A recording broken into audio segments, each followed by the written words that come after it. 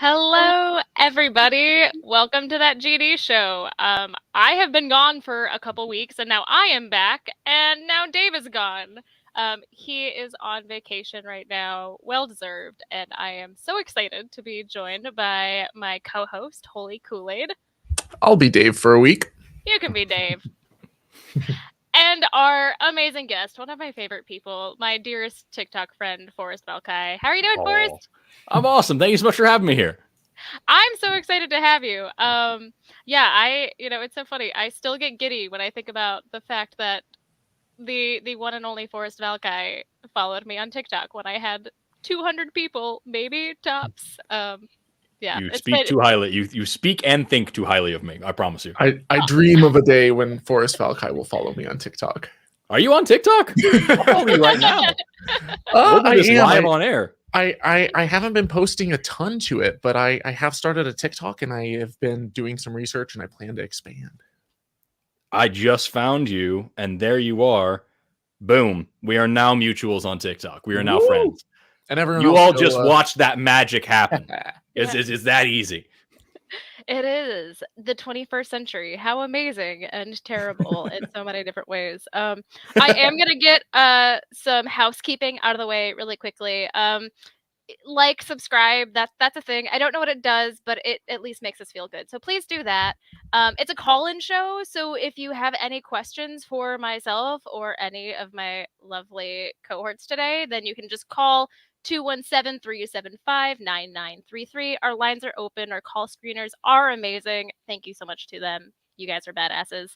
And then lastly, if you didn't know, this is Dave Warnock's channel, and Dave is on vacation in Europe right now, living his best life, and that's not free, and neither is this channel. So if you want to support us, maybe go hop over to his Patreon and become a subscriber. He does really amazing things, and he's just the best human on this planet, and so why aren't you doing that?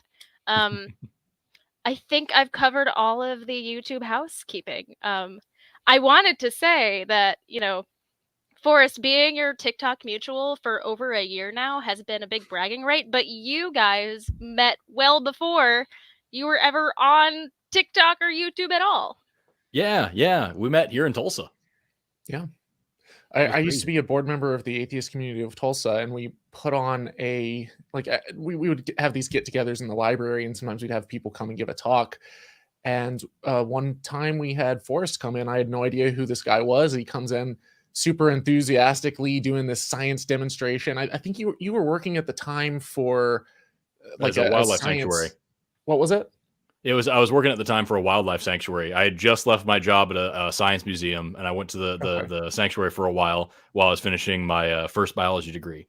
Gotcha. And yeah, I remember that day because I was like talking about like how we need to like reframe our language, especially in the way that we speak, colloquially, but also especially in science class. Because I think one of the things we talked about was when teaching biology, it's very common to say like, look, this animal is perfectly designed for digging. It's perfectly, built for climbing trees. It's like, no, we need to be saying it's perfectly adapted for ripping through flesh. And it's perfectly evolved, because that's not only more accurate, but it also like the way we speak kind of changes the way that we perceive things. By the way, there is a term for that. It's called linguistic relativism. It's really fascinating. You should look it up. But everybody should look it up, not you specifically. Yeah, I remember feeling terrible about that because after that, you guys asked me for like some easy little demonstration you could do for kids or something like that. I don't remember what it was. And I promised to meet with you, and I completely blew it on the days. And I remember you guys calling me like, hey, we have a fuckload of cornstarch and we're just here in this parking lot waiting for you to show up. I'm like, I didn't know that was now. I'm so sorry. And never heard from anybody again. I'm so sorry. Years later, I now can apologize. Honestly, I guess I wasn't aware of, or I don't remember that. Like, I remember you coming and doing a demonstration, but I don't remember the whole like ghosting us stuff. But I'm not on the board anymore, so if I was, I'd have you back, I'm sure. Well, thank you. That's very kind of you. It's one of those things where I think about it every day and nobody else even remembers it exists, of course. Yeah. So, we do have a call on the line, but before I get to that, we have some amazing super chats. Courageous, you actually beat Greg Markowski, and that is tough to do. So Courageous says, I dream of being Micheal as a forest. It should be illegal to be that intelligent, handsome, and kind. Save some for the rest of us. That's incredibly kind of you. Thank you so much. Yeah, come on. I will send the hellos to Amber. Some of that our way. Right. And Greg Markowski, 1999, our weekly super fan. You're the best. I hear that you're coming to Beach Week in February. I'm so excited. He says, thanks, Genevieve Forrest, and holy Kool-Aid. And then Corey just says, I could say the same about Jen and HK. Oh. I believe that's when we were just talking about how brilliant and amazing that you are, Forrest. So thank you. You are both very handsome. So handsome.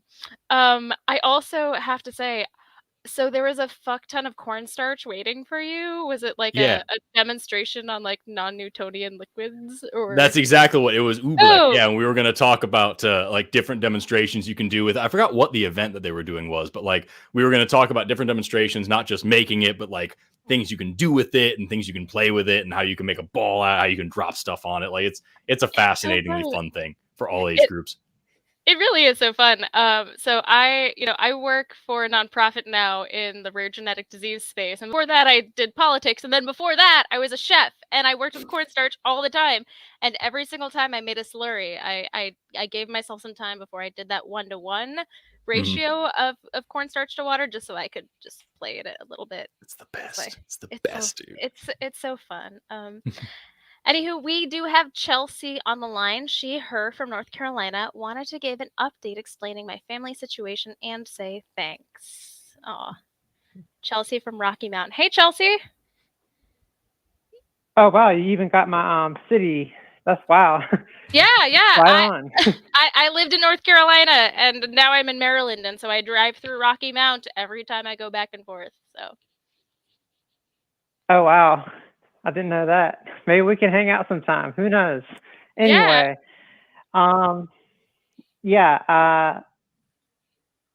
what you said is what I'm calling about. And I'm glad you said that because that means I don't have to say it. But to give a recap on what happened last time, my mom is a narcissist, and I've been looking for a way. I still am in a situation where I can't escape her grasp. But on the family situation, there's news, good news. I have found new family. And that family, ironically, is like I found the family through a friend, and that friend is now, I would consider her my sister. And then now I have a new mom for like, I would say I still have a new mom because I no longer consider my biological mom, a real, like, an unconditional loving mom. The new mom is great. She's wonderful. But I mean, it's just like a caveat, like a ironic caveat. She's a pastor. Of a church, and it's a progressive church, obviously. Otherwise, I don't think we would have gotten this well along. And she's big on church-state separation. We talk about it all the time. Like we talked about Trump and all that. Like when the what do they call the DOJ, all that stuff. We get along great. It's wonderful. And I would like to say thank you to Dave and even you, Genevieve, for helping me out with that. Like, it wasn't who I thought it was going to be. I didn't know it was going to be these 2 people or 3 people, because I'm not sure about how I feel about calling my friends dad, my dad, because I miss my dad, but he's deceased now. Anyway, I'm getting off topic. I forgot what I was even talking about. But I'm just so excited that I got a new family. Yeah, To Chelsea, fall back on and all that. yeah, I'm so excited for you. You know, we have zero control over what family that we're born into, but we can absolutely choose our family. And and the other thing too is that you know, it might seem surprising that your new mom is a pastor, but I really do think that the atheist community, the secular community, could benefit from having an open mind and not just thinking that, oh, if you're a pastor, you must be a bigoted idiot and I never want to talk to you ever and you can bring no value to my life. Because that's not true. I have friends. We're not that trying are to be the atheist Steve Harvey. Yeah, exactly. So I'm so happy that you found that community because, you know, one of the things that I think makes religion so powerful is that it gives people a sense of belonging and sense of community, and they can't imagine that that can exist outside of that traditional religious structure. And I think the same is said for blood relatives. You can absolutely find happiness and fulfillment with a community that is not related to you genetically. And also, we're all related genetically. That there is no such thing as species, and we are all one human race. So, if any of y'all would like to talk, y'all can. Holy Kool-Aid and Forrest. Well, if y'all got anything to say. I would just kind of double down on what Genevieve was saying about how, you know, a lot of times we will kind of form these in-group, out-group boundaries where we either assume that we have to have a bond with family even if they're toxic, which we don't. If someone's toxic and nasty, you don't have to have them in your life. Or we assume that people have to, you know, well, they're religious, they think differently from me, or they're a pastor or whatever, and so we have to cut them out and have like almost like a cult where we just have our atheist friends and they have their Christian friends. But there's going to be overlap. There has to be overlap, and I think that there's never going to be a world where everyone is cohesive, and I don't think that that's necessarily a world that I want to see, where every single person is almost, you know, identical or with some sort of homogenous mindset or worldview. I think that diversity of thought is extremely important. I would want there to be more skepticism and more critical thinking and rationality. I would want to see more of that taught in schools and stuff, but it doesn't mean that we can't have interfaith dialogues and relationships and healthy cohesion between the various different groups. Yeah, I wouldn't say anything that everybody else hasn't already said. Is, you know, it's your life and it's your family. I feel like a lot of people when they say my family, it's a very fatalistic view of like, this is what I have and this is all I have and this is all I'll ever have and this is all I can have. And it's like, no, you're forgetting the first part of that word is my family. Just like my car and my house, I get to decide what to do with it and what to add on to it and what to cut off of it and everything else. So like my family is something that I've built for 30 years and I'm very happy with what it is at this point. And that hasn't been it has not been easy and it has not been painless and it has not been fun all the time. But the more I've grown up, the more I learned that it's 100% in your control who you associate with, even at a familial level, and who you consider as part of that in-group and part of that out-group. So good for you. Congratulations on finding somebody that works for you. That's huge. Yeah, and I do remember. Sorry, real quick. Yeah. I do remember what I was trying to say previously before I got off track. And okay, now I'm having another brain fart. Oh my gosh. Something about. Well, go ahead. You start, Genevieve, and if I think of it, go ahead. Yeah. No, I was just gonna say, before we let you go, I do hear what you're saying about your hesitation to call this other potential non-blood family member father, considering your relationship with your father. And I wasn't really sure if I was going to talk about this at all. But Go ahead, please. so I have not been on the show for a couple weeks because I went to California to take care of the estate of my other father, as I called him. He was not my blood father, but he was also my family. And I know when he passed away, I felt a bit of guilt. I wondered if I was grieving his death or if I was just grieving losing that piece of my father because they were best friends. And I looked back like through all of our messages throughout the years, and even when my father was alive, I still called him other dad. And I don't think that you need to worry about ever replacing your father just because there is another male figure in your life who fills a similar role. I think you can honor both of them, and there's nothing wrong with that. It's also just a word, So man. you're saying- You choose how and when and how often and what it means and all that. Yeah, there's so many different ways of saying that. Daddy-o is very different from daddy than it is from father. There, you can also just say my man, and that's okay too. Okay, I see now. And I remember now. It's about like I'm so excited. I'm just thrilled. But that's why it's kind of getting me off topic. Like as soon as it comes up and it just shuts back down, like I'm so excited to talk about this.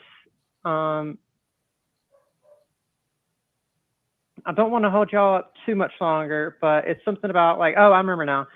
When you find new family, it may not be who you think it is, like what you want it to be, but you know it's new family when you just know it. You just know it. Mm. That's all I got to say about that. Like it clicks.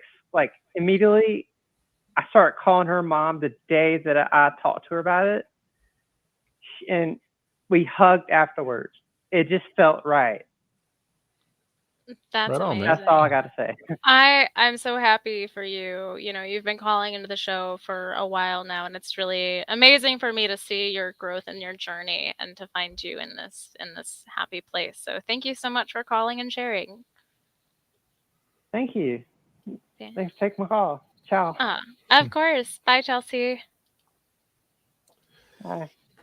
I think it's kind of spot on what she said at the end there, where like sometimes with family, it's more of a feeling and you can kind of tell right away almost.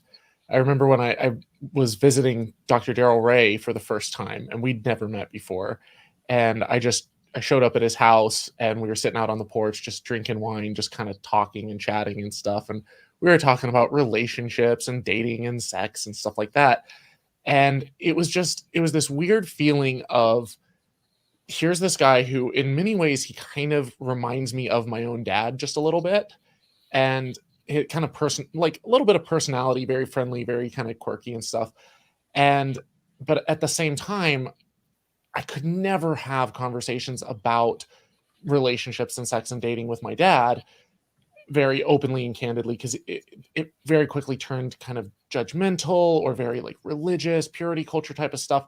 And it wasn't just a, hey, let's just talk about the way that people work and biology and the way that our minds are and human psychology.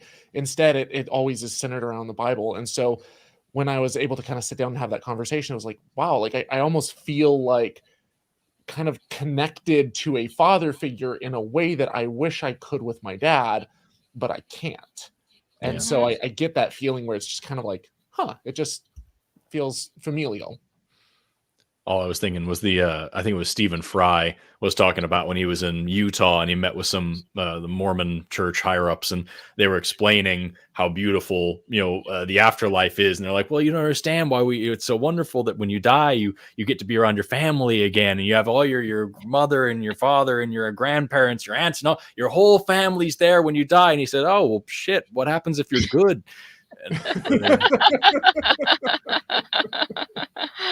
Oh, that's That's amazing. That is really Yeah, good. not everyone wants to be around their family Right. for eternity. I understand that. I understand that well. Yeah. Oh gosh. Yeah, can you imagine, just picture this. I'm going to go with a trope that is so overused, but dying, going to heaven, and the first thing you see is your mother-in-law. Oh my god. I actually like mine, but like I can understand Yeah. most of the time it's a problem, man. My ex-mother-in-law, I would not want to spend eternity with. No way in hell.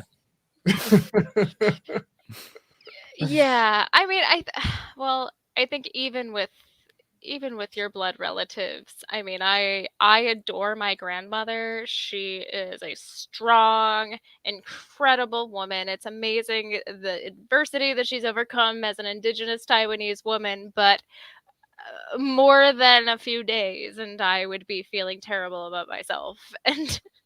And so, yeah. I would love to see my grandmother again, but the woman was insane. God, she was crazy. Yeah. My grandma lived to be like 92, and I'm pretty sure she was kept alive by how pissed off she was that she was still alive for like the last like long time. It was a problem.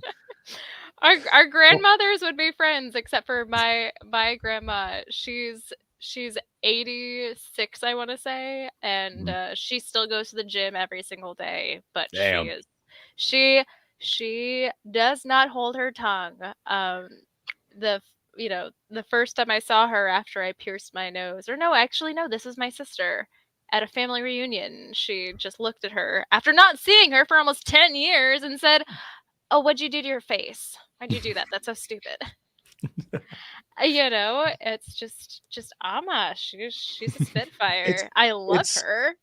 It's interesting when it comes to piercings and tattoos, because I feel like that generation, especially among like the ultra religious aspects of that generation, tended to have kind of a taboo when it came to tattoos and piercings, and now they're so normal and so normalized and commonplace that it's not really a thing.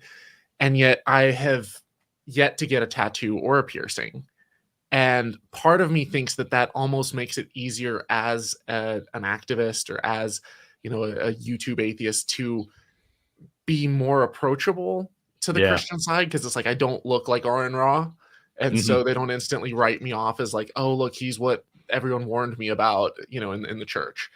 And so part of me is like, maybe I just want to kind of keep that just, I've got a little bit of a baby face when I shave, and I don't have tattoos and I don't have piercings. But at the same time, now I'm like, well, there's no real reason that I can't. And I don't really care about familial judgment. I don't have any living grandparents. And my parents live on the other side of the world, and I see them maybe once a year. So, why not? I just haven't found anything that I'm like solid with yet. You know what I mean? Like I would think tattoos are so cool, and I've wanted one for like as long as I can remember. But like I kind of have this idea in my head that I shouldn't get a tattoo unless I have the complete perfect design, exactly how I want it, exactly where I want it, and I keep that exact idea for at least like a year or two.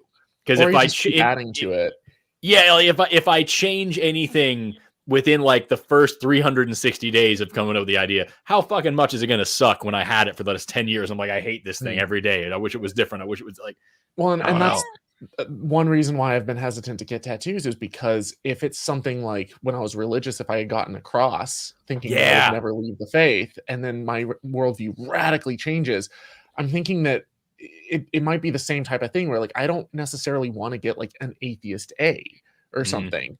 Because what if I'm like, I self-identify more as a humanist, and I don't like having that branding, and everyone comes up to me and asks about it and stuff, or, but at the same time, there's certain aspects of myself that I think are going to remain constant throughout my life. Like, I hope that I'll always value curiosity. I hope that I'll always value learning and growing, kind of rising from the ashes like a phoenix, that type of thing, where it's like you go through pain, you go through struggles, but then you come out stronger. And so there's certain kind of iconic ideas that it's like, no matter what I believe or no matter where I am in life, it's something that I think will remain constant, because it always has. I think that's I a don't know. very optimistic way of looking at it, because I'm fucking stupid and it wouldn't work that way. Because like I know for sure that I still hold many of the same values as I did like when I was like say 18 or something, and like the iconography of those has changed so radically for me now. Like I would be the same general person, but like I would have so many dumb tribal tattoos. It's just a bad time, you know what I mean? Bad time. I would probably get like some, Norse tattoo and then find out like 5 days after I got it that it was like actually a dog whistle for like some. That's exactly what I'm worried about. Yes, absolutely. I had a buddy who did that. He tried to get like his first name started with a Z, and he got like this funky like runic looking Z on his arm, and then he tried to join the Marines. And they're like, "What's that swastika looking thing you got going on there?" It's like, shit. No. Oh God. Oh, that's terrible. I think as far as piercings, I'm thinking like a kind of cartilage piercing that's either an Ouroboros, like a snake, or a DNA strand that like there you go. And so like either one of those, and I can kind of swap them in and out. But Genevieve, give us tips and tricks and advice on how we can tattoo and piercing better. Yes, absolutely. You're the only fun one here, so like you have to help. Well, I was gonna say I have to do's and not to do's. So for example, to do, pierce your septum, because when you have like a horseshoe like earring or nose ring in there, then I deliberately had that so I could flip it down when I was going to shows or like doing whatever, and I wanted to be like cool Genevieve, but then when I needed to be professional, I could just like flip it into my nostrils and you couldn't see it. Same thing with my first piercings. I got these really jokey mom and dad tattoos on the inside of my arm, because when I'm walking you can't see them, and so people can't judge me.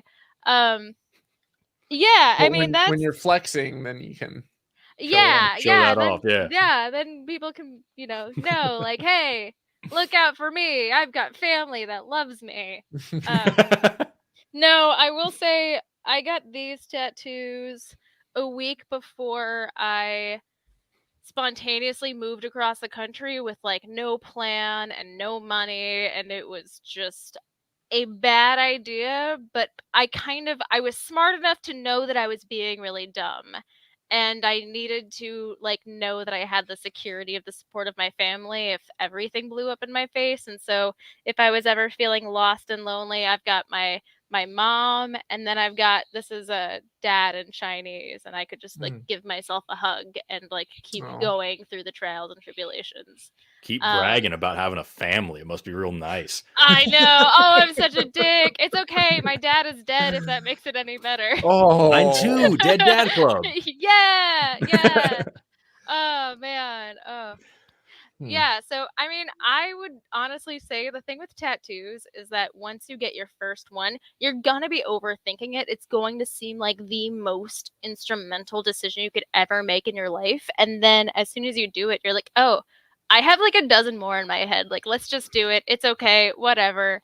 I will say that, our skin is temporary. Even if you get a tattoo that you kind of regret, it's, if it was that important to you at a stage in your life, I don't necessarily think it's a terrible thing to have on your body. Granted, I am so glad that you skipped over the tribal tattoos. Yeah. There is a lot of really shitty appropriation and things that you should not do. But I also, I designed my tattoos myself. Right. No, I was a stupid 18-year-old, and all the video game characters I like had tribal tattoos and shit. And I was like, that's what people get, right? I'll put that on my body forever. Very happy I decided not to do that. I'm thinking of getting like a sleeve, but on the sleeve have like a maze, and the maze is like my journey, and it might have like various parts and aspects of it. So it's like telling that story as it goes, and it's kind of like a puzzle where like different pieces are coming together. That'd be but radical. I don't know. That'd be radical. I just want to get like the planet Uranus on my butt. Do it. Oh my gosh, please. Yeah. Or you know what? Honestly, what you should really get? We do have a call that's very serious, and I'm going to take that. But I just had this idea, and I really want you to get just like a nice, like really minimalist line tattoo across your cheeks of Mercury, Venus, Earth, Mars. Yes. And put Uranus. And then Uranus will just be in the middle. And then Perfect. and honestly, if I remember correctly, I think that because Uranus and Neptune and Pluto are like pretty far apart relative to all of the other planets. So you could just have like this like little cluster on one side, and then just you wrap still around have and enough those are, like, your room to. balls. It Beautiful. could, Yes. I'll incorporate everything. We'll make this whole area part of the diagram. And if you wanted to make it like actually to scale, you could do that, and they would be so small they just look like fractals. But you'll know. Are you saying his balls are small, Genevieve? No, I'm talking about the scale of our solar system. Then the next time you have me on the show, we can have a discussion about astronomy. Like, well, what you can see here is what you're looking at. Demonstrate everything. Yes. Okay. Oh my gosh, Greg. On to this very serious topic that you have to talk about. Yes. And also, Kim Possible 666. Thank you so much. Your weekly super chat is so great. Love Dave, Genevieve, and Forrest. Was so fun to meet Holy Kool-Aid last week at NanoCon. Kim Possible. Oh my gosh, and courageous. I'm so sorry, Forrest. I get it. Mildly OCD and have a body dysmorphia. I don't trust I'd like it how it would look on my body. My friend has BD and hates her tattoo. Yeah. I get like ink box tattoos, and I'll put them on and just wear them for a couple of weeks, and that's enough. You know what I mean? I enjoy it for a minute and then it goes away. That's fine. Yeah. Okay. Greg in Missouri, him. Question for Forrest about a possible argument debunking flat Earth, which was what we said we wanted to talk about in the beginning. So, hi, Greg, are you there? Hi, I'm here. Hey, before we start, I think Forrest should get a periodic table on his tattoos. There you go. Periodic table. Yeah, that'd be perfect. Help me cheat whenever if I want to go back and go to college some more. That's right. Next time you have a chemistry class, it'll be easier for you. Hey, okay. Well, this is a pretty frivolous call, especially compared to the wonderful first caller that you had. But it was fun, and I just thought of this today, Forrest, and I thought, next time Forrest is on some show, I'm going to call and ask him about this. Yeah. And just see how silly it is. But it's flat earthers, and then which is just totally ridiculous. But it suddenly occurred to me today, if the Earth was flat, wouldn't the sun, when it appeared, in the morning, it would be small, at least it appeared to us as small. And as it got closer, it would appear bigger. And when it was overhead, it would be the biggest. And then as it went off to the other way, it would get smaller and smaller again, at least from our vision. So how come flat earthers never bring this up? And is that true, or am I way off base? Yeah, no, that would make a lot of sense, especially if you have like a disk situation going on. If the sun's either rolling around it or moving across it this way, either way, if the sun is going to be moving in relation to us, it's going to appear to be slightly different in size. And like, just this is one of the many reasons why, if you literally just think about it for more than 2 seconds, the whole concept falls apart. And why, like, what I always say is, like, a flat Earth is literally everything we know about science would have to be wrong. Not just about space and everything, but like everything in physics, everything in biology, everything in chemistry, all falls to these core principles of why we know that the Earth is round. So like, either everything is wrong or you are, and like, which one's easier? You know what I mean? Well, right. That's a lot to understand. Clearly, we're just in a simulation, so everything is wrong, except for me, who figured it out. I remember seeing that thing. It's just this little stupid 2-frame cartoon. It's like, all these scientists and people who spend their whole life studying this stuff think something different than me. How can they all be so wrong? It's like, how is that your thought process, dude? Come on. Yeah, it's like even if you discount, NASA and the European Space Agency and India's space program and China's and Russia's and all of these, and the fact that like both the Soviet Union and America at the same time were like in this space race to get into outer space. Both of them succeeded. Both of them were enemies. If it turned out that the Earth was flat, either one of them could have just like completely discredited the other one by exposing them. Yeah. And even if you discount all of the space programs and satellites and everything, just what it takes to predict the weather is like this insane collaboration of like just hundreds of different organizations around the globe that all have like thousands of weather balloons and like buoys out in like the ocean, and also have giant satellites in space, as well as all sorts of equipment all over the world. And they have to take into account like the movement patterns and stuff of these clouds, and it doesn't work on a flat earth. And so they would all have to be in on this as well, just so that we can have accurate weather predictions. And so you start looking at that, and like that's one area. And then you've got like geologists and like cartographers and stuff who are also like looking at like the movement of tectonic plates and earthquakes and how all of that operates. And they're looking at like, oh, we have to take into account as we're like measuring how far away certain things are, and charting out maps and stuff, if you get something off just by a tiny degree or a couple of minutes or a couple seconds or whatever, then it like radically gets off if you don't take into account the curvature of the earth and stuff. So there's like all this stuff that it wouldn't just be the space agencies that are lying to you. It would be like thousands of private companies and thousands and thousands, probably millions of people around the world that would have to be. That's another thing. Yeah. Like if you're like the effects on, we live in a capitalist hellscape. Do you really think that all of these companies that are willing to let, us have a huge shortage of baby formula because it's not profitable, and to let people die without insulin because it's not profitable, do you really think that they are also going to buy into this thing when GPS relies on the earth being round, commercial flights rely on the earth being round, like so many things, their shipment and moving of their goods across the world? Like if capitalism would tear this apart, if anything else, you know what I mean? Even if there was some government conspiracy. If the world was flat, sorry, I just want to, like, before I forget, because my mind is super ADHD. But like, if the world was flat, and they're like, oh, but you're taking this long curved route around that makes it seem like it's a globe, but actually, it's flat. It's like, can you imagine the inefficiencies of that from like a logistical standpoint? If you're like coordinating shipping routes, and you're like, hey, we need to get from here to here and spend as little fuel as possible so our company can maximize profits. Let's go this long curved way around to like, so that way NASA likes us eventually. Yeah, exactly. Sorry, Genevieve. No. Do not apologize, because you had very valid reasons why this is entirely bullshit, and I just want to play the devil's advocate.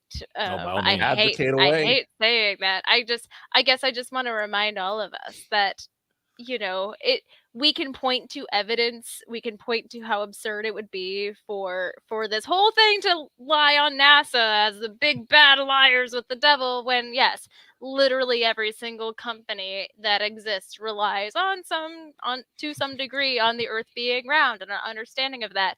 But I want to point out that one of the tragedies of conspiracy theories is that there's often a sliver of truth. There is something that is true that people learn, and then they follow that down a rabbit hole.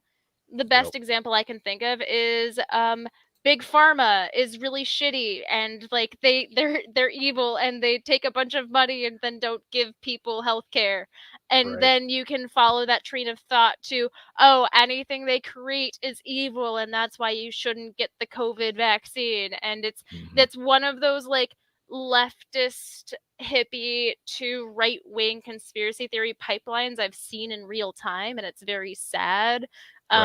And the advocacy that I would make for this flat earth, and all of the ways you could literally just talk to any multinational company and they'll tell you, oh yeah, of course the earth is fucking round.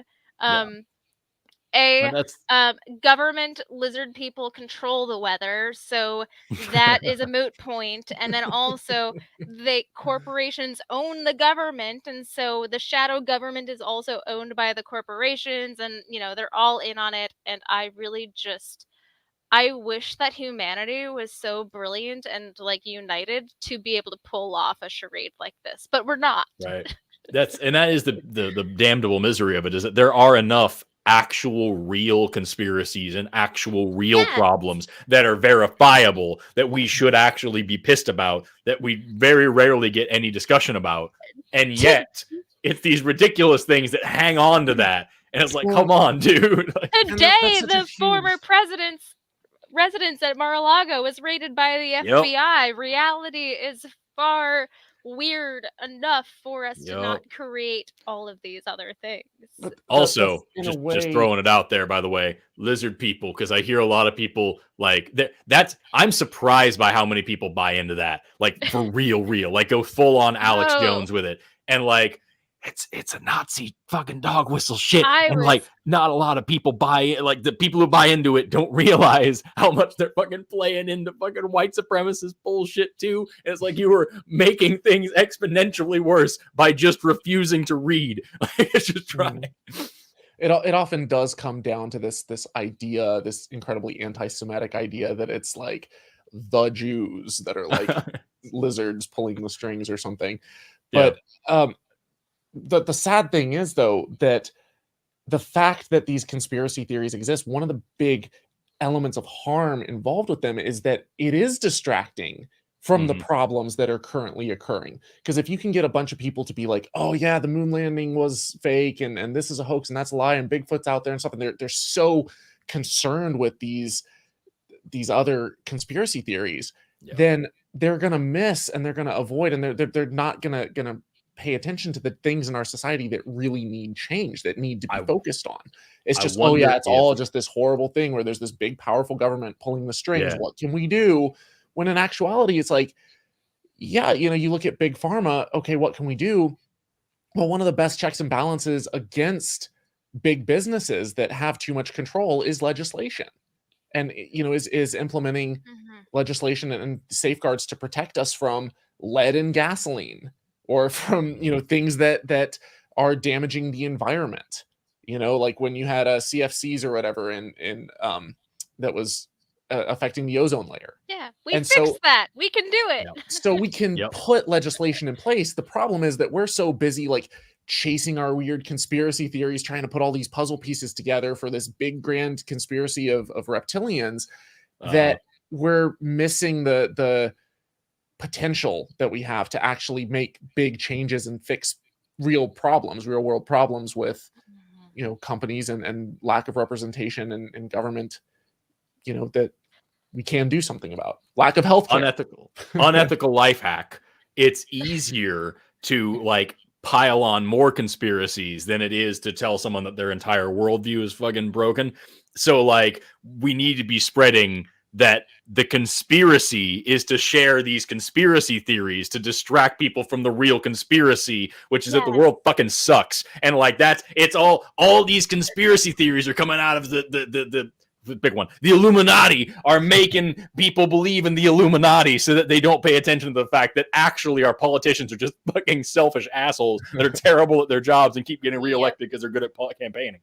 That's the conspiracy that's really going on. Maybe that'll get people closer to reality. Or we could just one-up them with craziness to make them, self-reflect a little bit. It'll either push them further down the rabbit hole, or it'll make them think, oh, maybe I have some conspiratorial thought. Like, for example, if someone says, hey, wake up, sheeple, the moon landing was a hoax, just stare them dead in the face and say, you believe in the moon? Perfect. Forrest, you'll appreciate this. One of the things that about conspiracy theories and also pseudoscience is that it kind of hurts me and hurts me for my fellow man. One of the things that's worse about it is there are so many fantastic, wonderful things about the world and the universe and all these wonderful mysteries. I mean, it's just. I was actually a theater major, but I forced myself into taking calculus and some physics and some chemistry when I was in college, even though I didn't have to.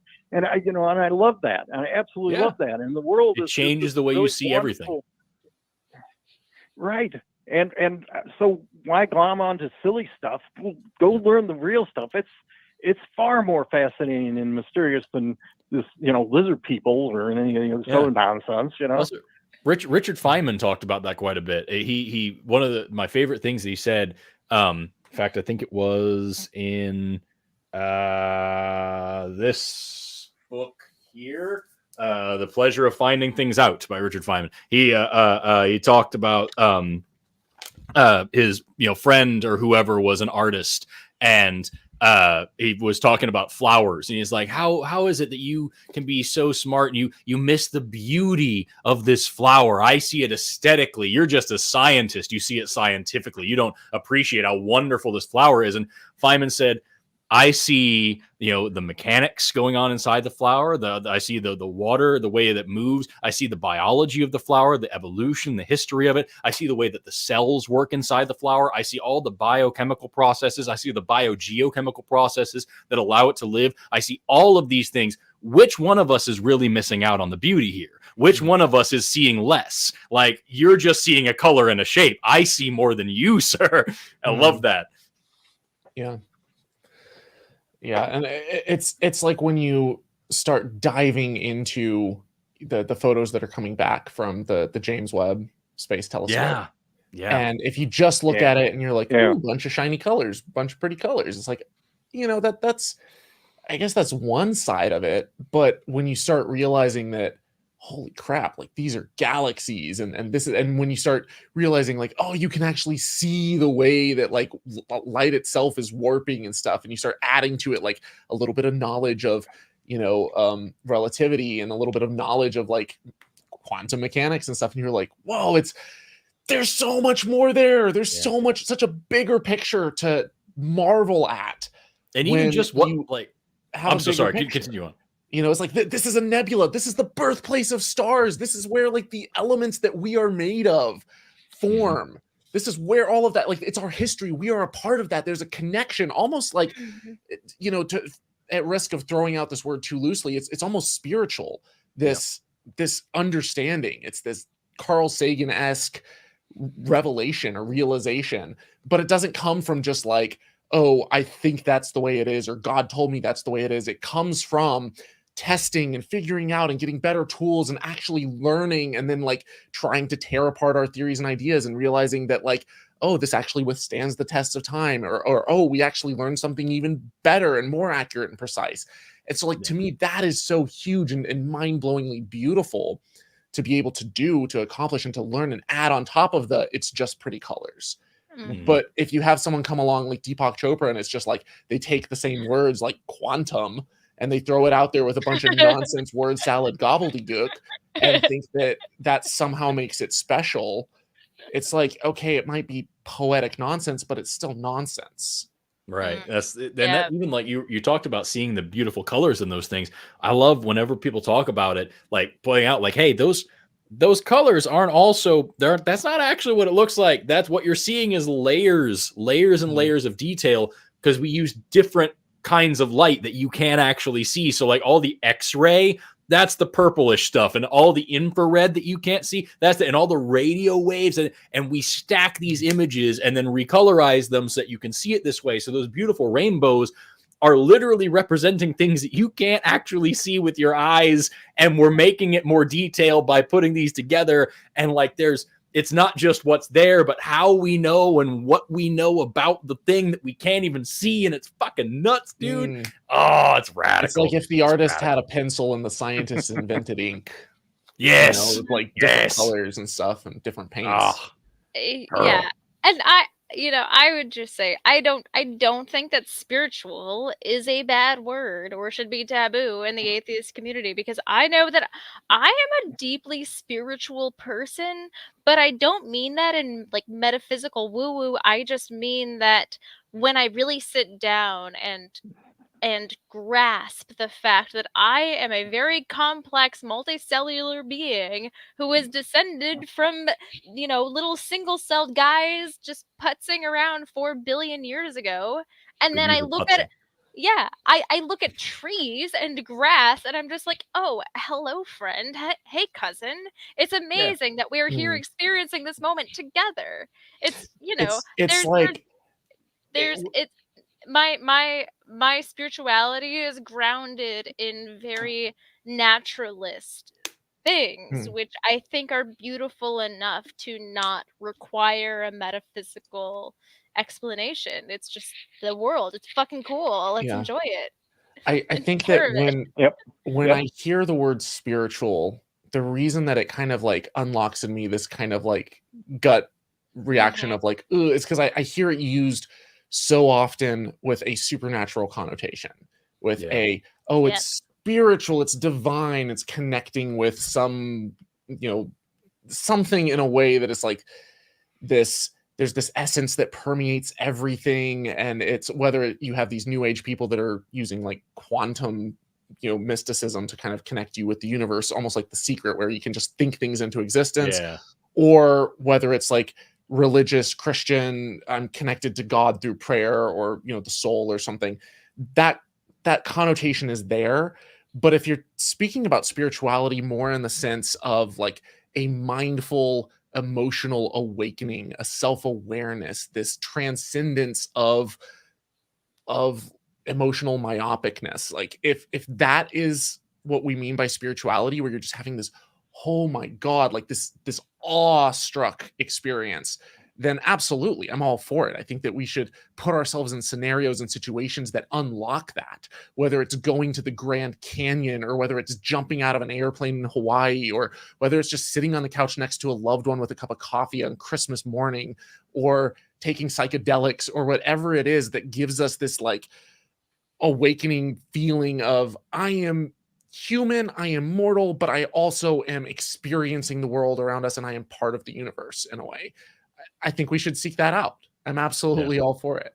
That's why I avoid the word too. It's just I don't want to have to couch it with a bunch of explanation of what I don't mean before I get to what I do. You know what I mean? Yeah. We need another word, like a secular spiritualism, but not that. Well, Cool. I think my problem Cool. is, I feel like it's that root word spirit that is so difficult, because spirit is reminiscent of soul, and like I don't think that souls exist. I think that we have, the software of our consciousness and the hardware of our bodies, and once our bodies are gone, like there's nothing for that software to run on. And so I shy away from that, but I do think I'm tempted to appropriate the word nirvana, of just complete awareness, and just that understanding of your place in the world, in society, and humanity, and the universe, which is incredibly vast, and we're super duper tiny. I feel like this is a show of 3 grains of sand on the biggest beach ever. Smells like Teen Spirit. Yeah, it gives me. Sorry, I couldn't resist. It gives me the giggles. Yeah, but I do think that that's an important thing to tap into. I don't think that it's a religious thing. I think that it's really just the distillation of your ego, if you will. It's the distillation of like, okay, what are you doing, you meat sack, at this time in space? And how do you feel about that? It takes away all the things that can kind of muddy it up, of like, the influences of everything around you, like having to go to work and be a person in a suit and fluorescent lights. I don't know. I'm really pulling out like my Ken Kesey at the moment. I do have a lot of super chats to catch up on. Donna Stroberg, I'm so sorry if I butchered your name. Thank you for the 1999 super chat. I'm going to scroll down. Oh, and another $9.99. You're just killing it. Huge fan. Curious if we will see/hear more from Amber in the future. Love seeing you guys together, and her joke about the bush spiderweb / your mom on your vlog was hilarious. I am out of the loop. Forrest, tell me how Amber's doing, and tell me how funny she is, because I'm sad that I missed that now. She's doing very well, and she's fucking hysterical. And what Adana was talking about there, I recently so I went to VidCon. I was a feature creator at VidCon this year, and we ended up, for several reasons, deciding to drive there rather than fly. So we drove from Tulsa, Oklahoma to Anaheim, California, and on the way, I made the terrible travel vlog. I've never watched travel vlogs. I don't know anything about travel vlogs, but I fucking made one. And we stopped at really cool natural history sites. We stopped by the Barringer Meteor Crater in Arizona. Also went up to the Grand Canyon. And we talked about the science of wind turbines and how they work a little bit, and how wind in general is interesting. We talked about other random stuff that we learned along the way. So I just made a really fucking a powerfully awesome, difficult to oversell thing that everyone should go watch. It's like an hour long, and it's just an awesome travel vlog to VidCon. And in that, I had Amber with me. She was driving the whole way so I could film. And so we got a lot of cameos of her, and I'm very happy with how many people are loving her appearances. And I'm happy to say I'm going to try to goad her into doing more things like that. So I love her to pieces, and I want more people to experience this fucking awesome lady. I'm overcome with emotion of how excited I am to see you supporting your partner, supporting you, and I just know that based on who you are, that she is probably just like the best person in the world. Oh, she's fantastic. She's smart as shit. She fucking runs circles around me in math. She's amazing. She's brilliant. She's kind. She's thoughtful. She's genuinely like the nicest, sweetest, most thoughtful person I've ever met. Fucking just curvaceous. It's wonderful. She's a wonderful lady, and I love her very much. She's a Disney princess, and I hope you guys get to meet her someday. I intend to. I will. I'm sure that I'll be driving through Oklahoma before too long. Yeah, she's got these great big ideas about the future, and she's got a nice round sense of morality, and I love that very much. You know what I mean? I was going to assume that the amber waves of green are what Oklahoma is named after in the first place. Exactly. That's the only, she's the only redeeming factor about Oklahoma. I am just kidding. It's a beautiful musical. It has Forrest and Seth Andrews, and so I'm not going to shit on Oklahoma, you beautiful frying pan of America. You can shit on Oklahoma. It's terrible. Archradish, another super chat. I spent way too long yesterday hearing non-believers argue that positive vibes make water freeze pretty. This is cathartic. It's from What the Bleep Do We Know? I don't know if you've seen that. I have not. I'm very out of the loop. Toy Ranch, thank you for your $20 super chat. I really need to stay up to date on what the flip is going on. So is this kind of like that? Is this kind of like that experiment where people would like say nice things to their plants and then they'd scream at their plants and see which one grew better? Yeah, you scream at your water. Yeah, and it's this documentary, I use that term loosely, called What the Bleep Do We Know? And it's a bunch of people who have scientist in their name, and then a bunch of people who have like visionary as their title and shit like that. And they all get it's a lot like the documentary of The Secret. It's a lot like that. And they get together and they talk about some real science about like how, your mental state can affect the hormonal balances of your body and can bring about this and that.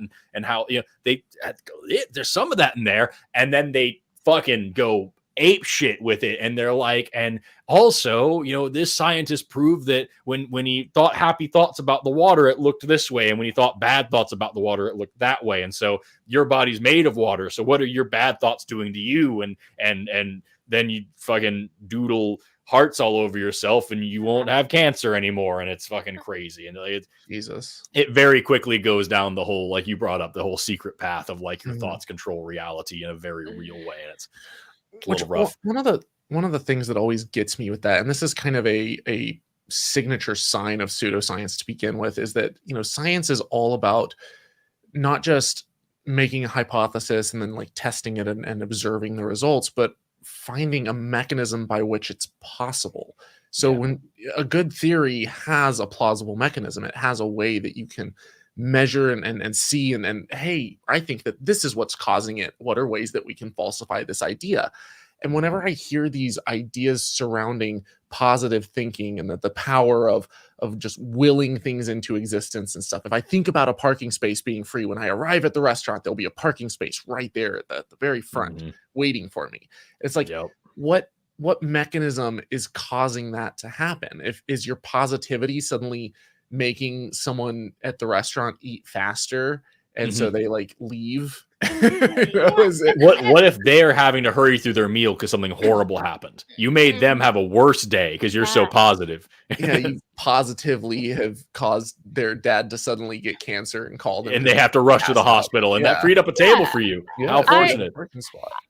I do immediately think about that butterfly effect of like, if everybody's positive thoughts had that much power that they like affected the real world around them, can you imagine everybody's positive thoughts happening at the same time and what chaos that would produce? That would be terrifyingly impossible. That's not how things work at all. why, like, when people say, like, visualize world peace, like, the goal is to get all of us to just think about it really hard for a few seconds, and then if it's all happening at Yeah. once, then And, yeah. you know, I do think that this is one of those cases where with conspiracy theories, I do think there is like a small sliver, a little thread of truth that is sort of starting that web of crazy batshit lies.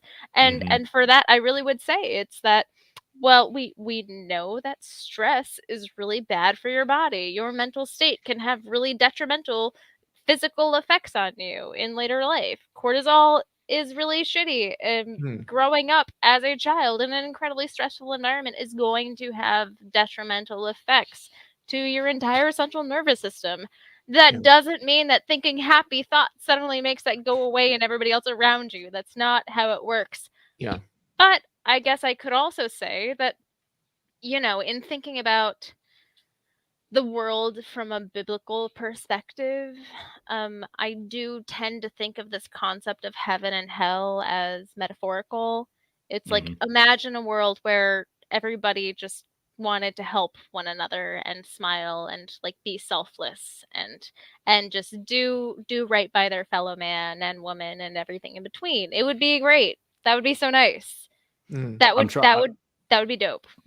I apologize for being on my phone. I was trying to see on What the Belief Do We Know which specific people are in there, because I can't remember if Deepak Chopra's in this one or if he's in the secret one or which one, because I remember seeing him in one of these where he's doing exactly what we talk. He read the first 3 pages of a quantum physics textbook and decided that the universe is something magical.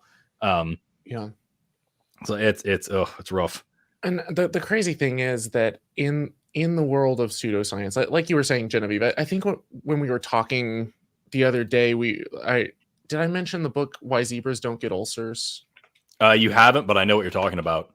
Well, I was talking about stress with Genevieve, and this book, basically, it's by this doctor who he breaks down the mechanisms by which long-term stress affects our bodies, the physiological effects of these neurochemicals. And it's like, we don't, in my mind growing up, I always thought of stress as just kind of this like amorphous thing that they would talk about, and it almost sounded like a spiritual thing in a way, where it's just like stress causes, negativity, and it causes you Mhm. to heal slower and stuff. It's like, but why is it that doctors say that? There has to be an underlying mechanism for that to be the case. And when you start to realize that, like, your brain is releasing, like, norepinephrine, it's causing your heart rate to increase and to pump faster. It's causing your arteries to like expand and stuff. And like, if you have chronic stress and this is happening like over a long period of time, you can start getting like plaque buildups and stuff, or it can damage the capillaries and whatnot. You can have all sorts of effects on your brain, because normally you kind of, after you go through a quick stressful moment of acute stress, you have a recovery period. And as you're recovering, you're able to kind of get back to your normal homeostasis or whatever, your normal level of operating. And if I butcher any of this for us, just jump in and correct You're doing me. fine. But I like, part of what he goes into in the book is like, because your brain is like releasing like glucocorticoids and like cortisol and all these other chemicals, they are having an actual physical effect, because these are little chemical messengers that are telling your body to react in certain ways. So it's shutting down certain things. It might be shutting down your digestive system and saying, hey, it's fight or flight time. We can't be like digesting that burrito right now. And so you might get like some stomach problems, or you might have, diarrhea or whatever. Like, you might have like issues that come up as a result of chronic stress. And when we recognize that and realize that, like, it's not just that it's your mindset, it's like, okay, yes, but your mind is physical. It is a physical chemical thing, and it's releasing chemicals and communicating in a way that there is a mechanism there that we can understand and we can know and we can learn about. It's not just, it's connecting with vibrational energy, that it's like, how do we even measure that? What units do we calculate these energy vibrations in? Is it electromagnetic? Is it gravitational waves? Is it what force? Is there a new force out there? Like, That's the issue, is that so many people hear the reality that things like stress can influence your health, and they think, okay, so then there must be a converse where if I think happy thoughts, I won't get sick. And it's like, no, you're still a human being. Just, it's the same thing like saying, well, okay, well, I know fried chicken's going to give me, atherosclerosis. So if I only eat carrots, I'll live forever. No, that's not how it works at all. Well, because there's so many other aspects too of your of your body that it's like, yeah, you might have a slightly better immune response. Your body might be a little bit better at fighting off disease, but still, if it encounters Ebola for the first time, you're probably fucked. Yeah. Oh, dude. That's yeah. Yep. Do we have any callers? Oh, well, I think we had one that has been listening to us ramble for the past yeah, 5 Greg's We've just been talking. This dude just been patiently on the phone. Like, why did I do this? Why have I put myself through this? No, I really no. I was just enjoying the show. It was great, but I was wondering if you guys would realize it was still here. I thought about it a minute ago. I'm like, oh shit, this poor guy. Yeah, sorry, Greg. I'm no Dave, but I do see that green bar that says that you are on the line, and we were talking about possibly debunking a lot of things, so at least we did stay on topic this time. Well, would you like to chime in? It was a great conversation. You can add to something or ask questions. Well, actually, I did think of a couple of things, and again, this is just kind of towards Forrest, but you other guys will probably have some thoughts. My brother sent me, and he's an atheist, but he would never admit it. He says he's a Buddhist and he believes in reincarnation, and he said he even fully admits the only reason he believes it is because he loves his kids so much that the thought of never seeing them again once he passes away, is too much for him. But he sent me this article, and it was really interesting, and I think it was pretty legitimate. But it was about religiosity, and they found the less religiosity, at least in the United States and in England, higher rates of Parkinson's. And I actually kind of gave my brother a little bit of a hard time. I said, well, that's kind of useless information if we don't know why. And the article wasn't saying be religious so you don't get Parkinson's or anything like that. They were just making the connection, the connection between the two. And of course, again, and I told my brother, well, correlation isn't causation. And he agreed with me. He said, well, they're just making the correlation right now. And I said, yeah, well, it sounds like they have a lot more. But did you ever see this article, or Forrest, or have you heard about this? I think you're muted. You're muted. Sorry, I was muting to keep away from the typing noises. Yeah, no, it's been a little while since I had to focus on a lot of that. So you might have to refresh me. I will say one thing sometimes with blog articles that I'll see is like they'll have a sensational headline, because with science blogs and stuff, you have to, in order to get clicks, in order to be able to get the views to trigger the ad revenue to make it self-sufficient.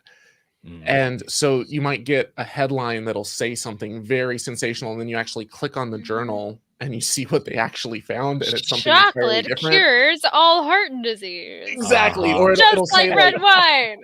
Drinking red wine cures cancer or something, or prevents cancer. And then like you click on the link, and it's like, for people who had this one specific chemical in like this extremely high dose concentration, not from wine, but they like took it, on its own, that would be the equivalent of drinking like 18 glasses of wine. It's like, when they have this at an elevated rate, we saw a 5% reduction in this specific type of cancer in like people above the age of 35 or something. And it's like, okay, that's great. But if I'm going to get that much of whatever that chemical is, that's going to also come with a lot of alcohol that also has a lot of negative effects. That like, the whole point with medicine is not just does it work, but are the side effects worse actually or better than what you're trying to treat. Yeah. There's a reason why we do like a whole toxicity study on things. It's like, okay, this might fix the thing, but will it also just kill you in the process? Yeah. Yeah. Yeah. Well, That's a lot of. this seems like, I mean, see, this definitely seemed like a legitimate study. It was probably some PhD student who was studying this, but like I kind of told my brother that, well, okay, now we've got we've got this connection. Now that you need to explain more, it doesn't do me any good at this point. And then the other thing I thought of, well, Parkinson's is mostly a genetic thing. So does that mean there's some kind of genetic links between believing and not believing? Somehow, it's correlated with the Parkinson's. Yeah, that's why I'm so hesitant to answer. I was saying, like, I haven't had to think about any of that for so long, because like there's so much there that like I wouldn't even be able to start. Yeah, I will say, it's one of the fun things about hypothesizing about things is that you can just sort of play these little mind games, and there is no real work or grant writing or like scrambling to decide how to like dedicate your life to answering a question that has to be done. You can just sort of play with it. And so I say that because like I said, I work in the general rare genetic disease space, but then of course Dave Warnock is one of my closest, dearest friends, and he has a rare disease, ALS. And in talking to people that Dave and I both know about this disease, who we know from the, not necessarily the clinical, but at least like the foundation and awareness side of everything with ALS, is like, yeah, well, think about how weird and funny it is that everybody that we know that has ALS is somebody who has gone through something incredibly stressful in their life, or they're like the top of their field. They're incredibly brilliant. And we can think about how, maybe you're more likely to get ALS if you are incredibly brilliant and very stressed out and have a lot going on. But it would be completely irresponsible for me to ever say, oh, that's how it is. Like, boom. That's not how the cookie crumbles. I do feel like oftentimes when we see non-scientific journal reporting about preliminary studies, we do see headlines go kind of crazy and make things up that aren't real. I remember talking about confident. Yeah, I remember talking about that to I was teaching a group of high schoolers about like confirmation bias and things like this, and I was reading from an old psychology textbook which had a chapter on exactly that, and they just had a list of actual newspaper articles or headlines. It was like, bicycle riders avoid cancer by riding bicycles, more fish equals less congestion, and like chocolate cures disease, and it's all things like that, where it's like they read the title of the paper of like possible link between, or like some correlation found or whatever, and they're like, got it, that's all we need to know. Like, that's how science works. You could also almost say that like all fish avoid age-related diseases by consuming more oxygen and less water. Yeah, that doesn't that what tells does that mean for me? I say that to mean that, like, oh yeah, if a fish did that, then they would just literally be on the land and would be suffocating. So of course they wouldn't die of age-related diseases. It's like, oh, people who die in car accidents are far less likely to get any cancer. It's like, yeah, because they didn't live long enough to do the thing. Right. I would want to look and see where it was published, like what journal it was published in, because not all journals are created equal. And I don't just mean like a blog versus a scientific journal. I mean, two different journals, both claiming to be peer reviewed, aren't necessarily both really peer reviewed. And it could be a predatory journal. Yeah, exactly. So to expand on that, there are journals that are basically subscription based that any university library is going to look at. There's something called the master journals list, where there's like several thousand journals that all have certain requirements that they go through, certain standards, and their goal is to make it as reliable as possible, to really do their due diligence when it comes to checking and making sure that every single publication that was submitted is actually, you know, not falling prey to logical fallacies and cognitive biases, that it's actually gathering the data in a way that is reliable, that there's no, you know, sampling biases, that, you know, there's all these different things that they look at. And the peer reviewers who are looking at this stuff, it's not like you can just select your own. Your peers aren't your buddies or your friends. It's not like, oh, hey, I'm just gonna go grab this person over here who they're a doctor and like and it turns out it's like a chiropractor or a dentist or something. No, it's like it's the journals that will pick a very reputable person within the field that with the expertise required for that particular publication. And so when you're looking at a journal that's reliable, that's reputable, then they're going to be on this master's journals list. They're subscription based. Their money is coming from universities and others that are subscribing to it because they have a reputation to uphold of actually doing their due diligence. On the other hand, you have journals that are predatory, that are pay to play, and they will literally just go through and blast out emails to like thousands of different professors and stuff and be like, hey, you can publish at our journal for just $2,000. And if you pay them $2,000, they will literally publish anything. And when I mean that's anything, exactly what I was just looking up to talk to you about. Yeah. There's literally, there was a guy who he got so tired of this journal of computer science. I forget exactly the name of the journal, but it was like, oh, we're a peer-reviewed computer science journal, publish your findings here. And he got so tired of them just spamming him with requests to pay to publish his work that he sent them an article where the title, the abstract, you know, the entire journal, the conclusion, everything was just copy paste, take me off your fucking mailing list over and over and over and over again.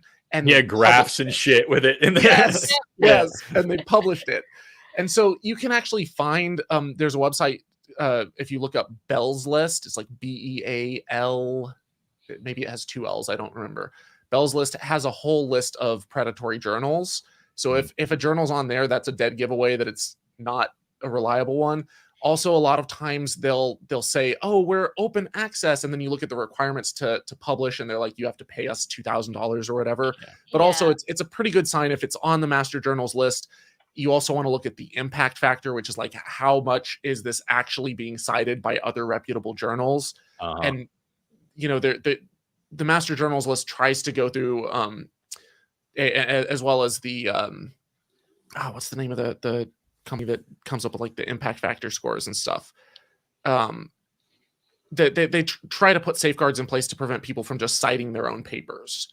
You know, so there's things that it's not a perfect system, but it's one way that you can kind of safeguard against like, oh, hey, I just like, it looks like it's a reliable, reputable journal, but it maybe isn't, even if it looks indistinguishable. This, what I was looking up is Farooq Ali Khan is an undergraduate college professor and PhD student in Hyderabad, India, was sick of this same shit and he wanted to expose it a little bit. And so he wrote a paper about how scientist Beth Smith has discovered ways to fight back against the intergalactic Zergon parasites. And he wrote out the episode of Rick and Morty with the memory parasites. I don't know if you guys watched the show, but he wrote out that episode and talked about how this great scientist Beth Smith figured out a way to fight these intergalactic parasites. And he got it published in the Journal of Pharmaceutical Science and the Journal of Pharmacy and Biological Science and this Journal of Clinical Biotechnology and the Journal of Microbio. Because he paid $200 and they're like, okay, yeah, whoop, and they didn't even fucking read it.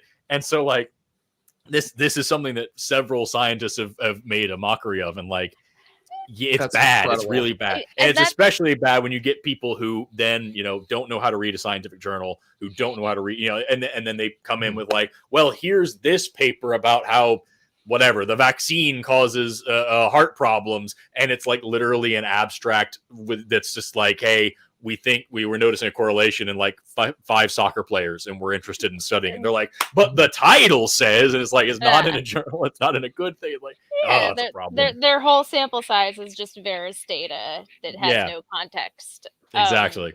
And what's really disheartening is that like all of these things that we're discussing right now are things that just exist in the secular scientific community based off of capitalism and just shitty people. But then when we're talking about things like a flat earth or the age of the earth or evolution, then the papers that I'm often getting sent are things from like the, International Creation Research Fund or what have you.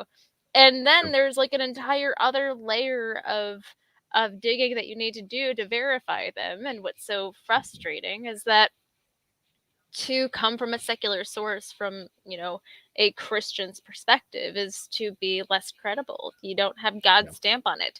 However, if you're somebody who's sort of on the fence and you're just, you might be raised believing in the Bible and you want to find the truth and you're digging through things, you might not know that most of those institutions have a statement of faith that every single staff member must sign that says that the results of their research will never contradict the Bible. And so once again, you're starting with the conclusion and then you're just forced by contract to throw out anything that disagrees. I had somebody Genevieve, send me recently. You literally, like, you spoke my mind, like, as you were going. You're like, I was like, and then I'm like, oh, she. Yep. I got you. I recently had somebody send me this thing. They were arguing about trans rights, and they sent me this thing, which is about, it was an article or a paper or whatever from an actual professor of biological science, and it was published in this it looked like a nice little journal there, all about how trans people are crazy and none of this makes any sense. And if you just go to the About tab on that journal, it's like, this is for conservative scientists to get away from the insanity of the libs today, and this is an opinion piece with a very fancy logo that these people are putting. It's like, well, but he's a scientist and the science. I'm like, right, this isn't a scientific paper. You don't know what this is. It has the word institute in the name. I use Canva. Exactly. Yeah. You might as well have sent me the fucking, what is it? Oh God.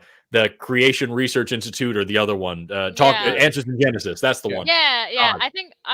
I think they're both closely related. I know I think so too. They cite each other all the time. There's AIG a journal. is a Ken Ham thing, and then I want to say like ICR that might be a Ham or a Hovind operation. Either way, that was the one that they're kind of just.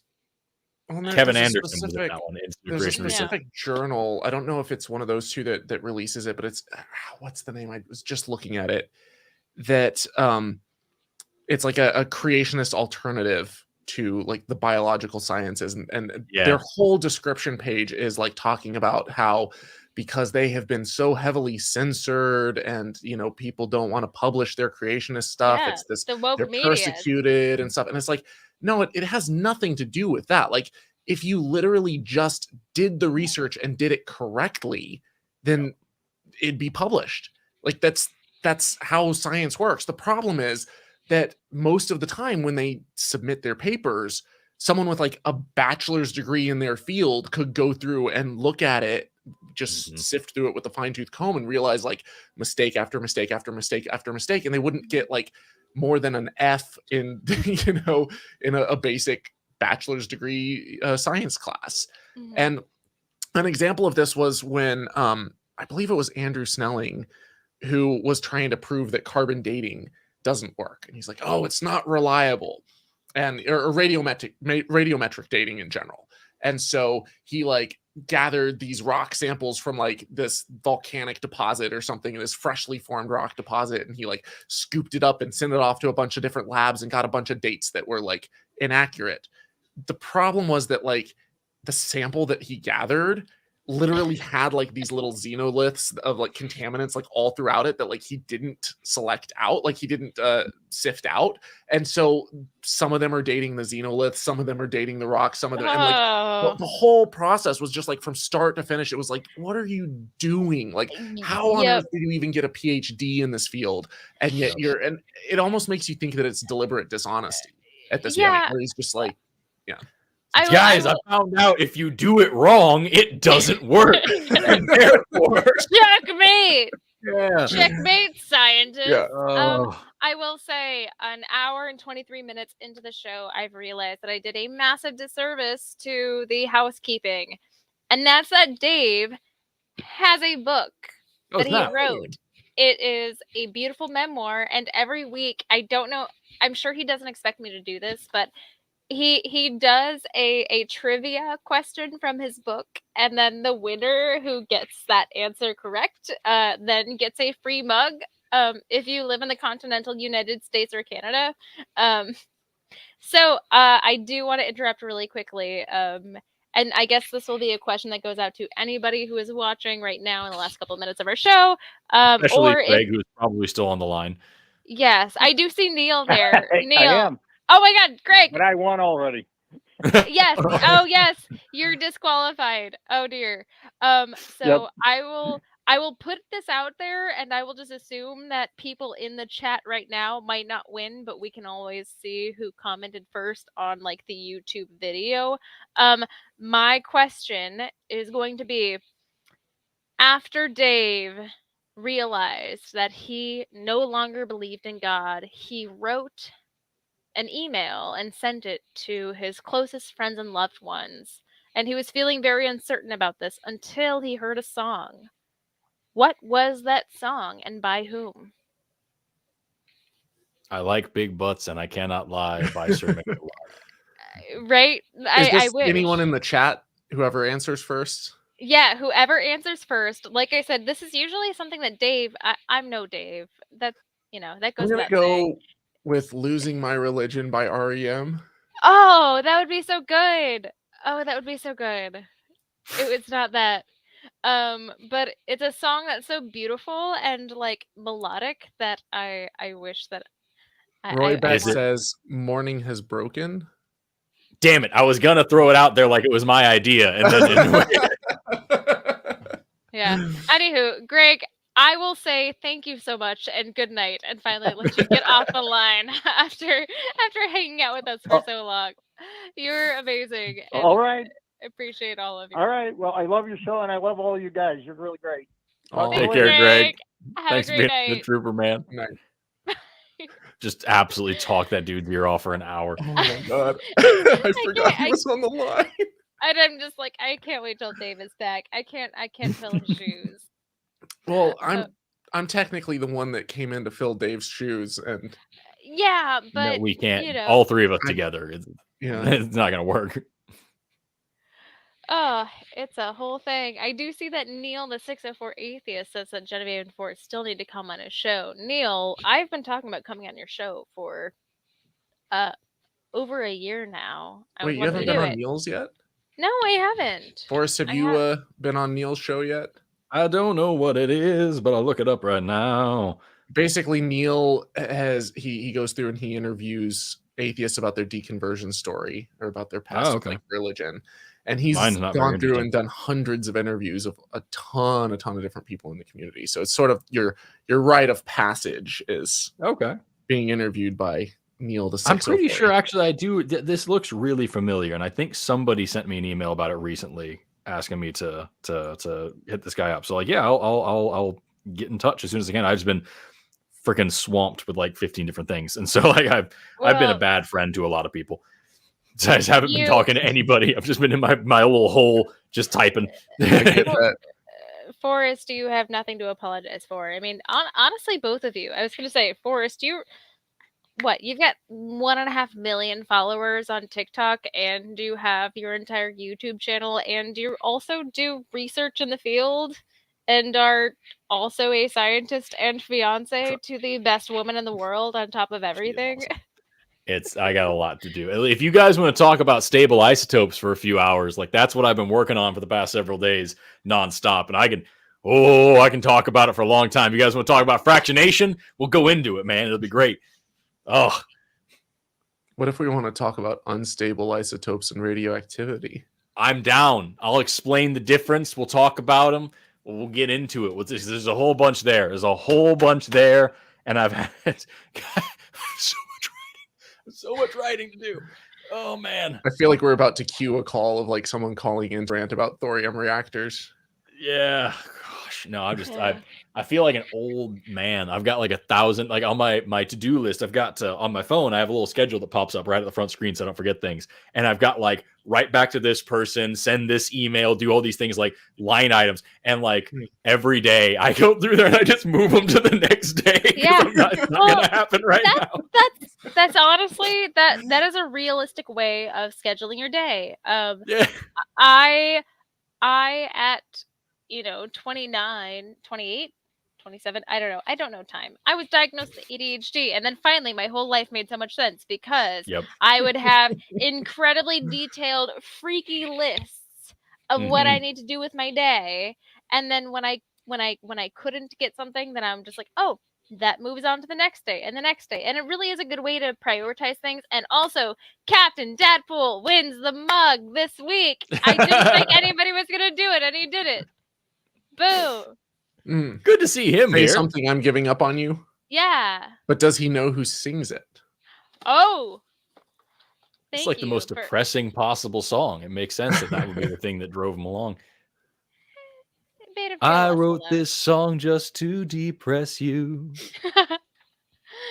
I have to say, though, the fact that you just have all of these things that you don't get to in a day and you move to the next day, just day after day, that does make me feel a little bit better about myself doing that constantly. I have never been diagnosed with I've never been diagnosed with ADHD, but I am deep in the depths of ADHD TikTok and whatnot. And all of my friends who have it are like what gives me hope was like one time I was hanging out with several of my friends from college, and like I said that first. I was like, I'm not sure if I have ADHD, but, or maybe I said I have never been diagnosed, but, or something like that. And they just stopped me like, hey, you absolutely fucking have ADHD, dude. Are you kidding me?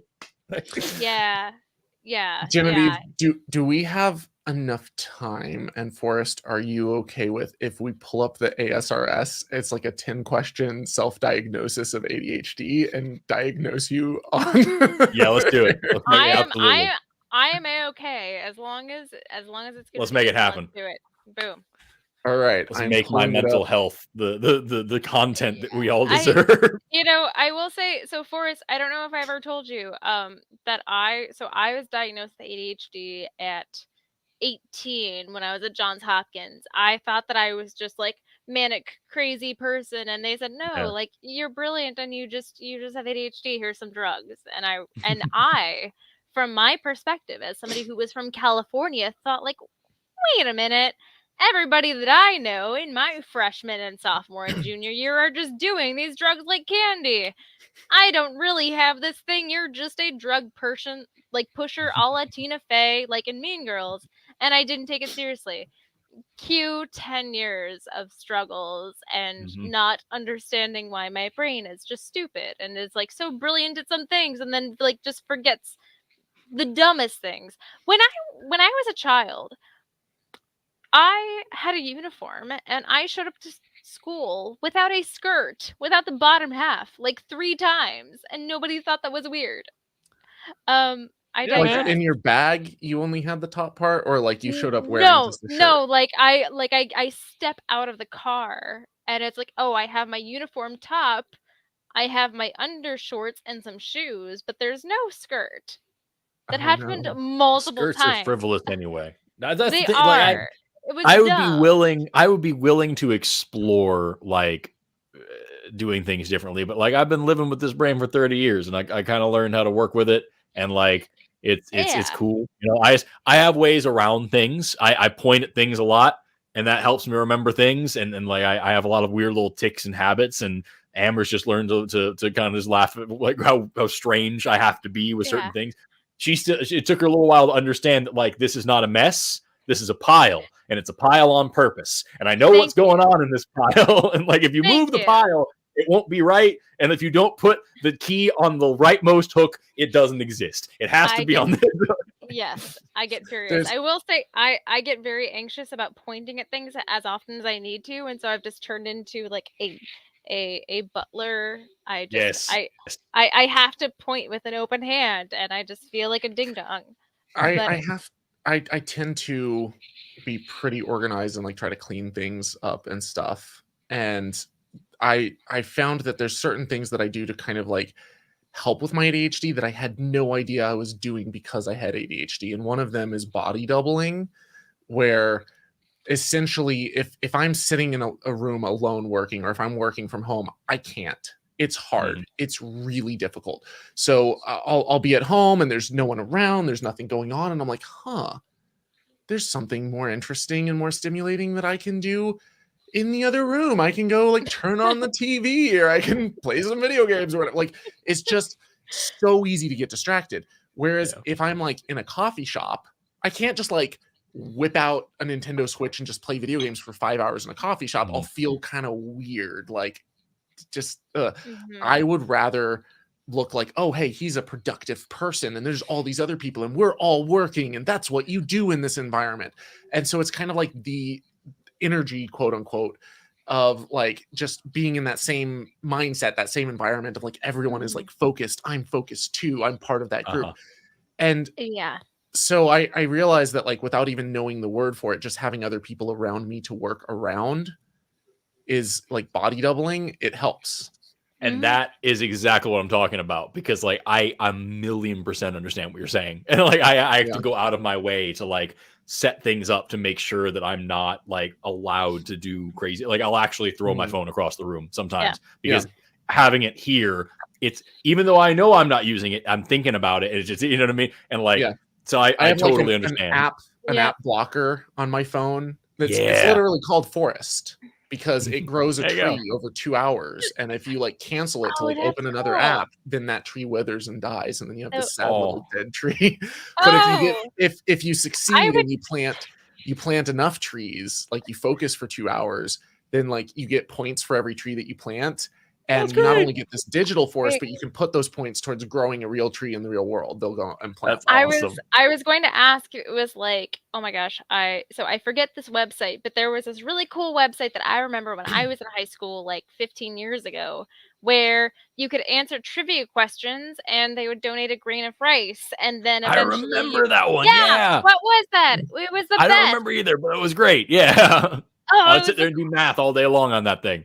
Yeah, I would do geography. I would look at a blank map and I would tell you every single country on that map, down to Djibouti and Luxembourg, whichever continent I was looking at, and then a grain of rice would be donated, and it was amazing. I was like, oh yeah, tickling the I donated an entire cup of rice over the course of 3 years. I donated a lot of rice because I didn't do a lot of homework, and that's another problem. I was a poor homeschooled missionary kid, so all I had was GeoSafari. Yeah, I had one of those too. Those are awesome. With the little boop, boop, boop, boop, boop on the side. Those are the best. Yeah, those are awesome. That you swap in and out. Yes, absolutely. Oh, that was awesome. I loved that.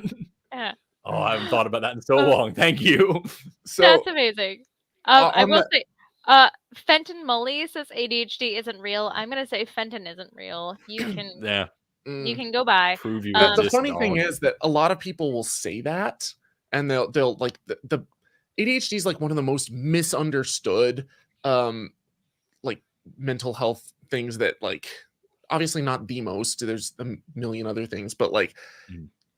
Especially in the media, there's like this idea that it's just you're bouncing off the walls and you're going crazy, and then like you take medication and you're just like sedated, and it's absolutely nothing like that.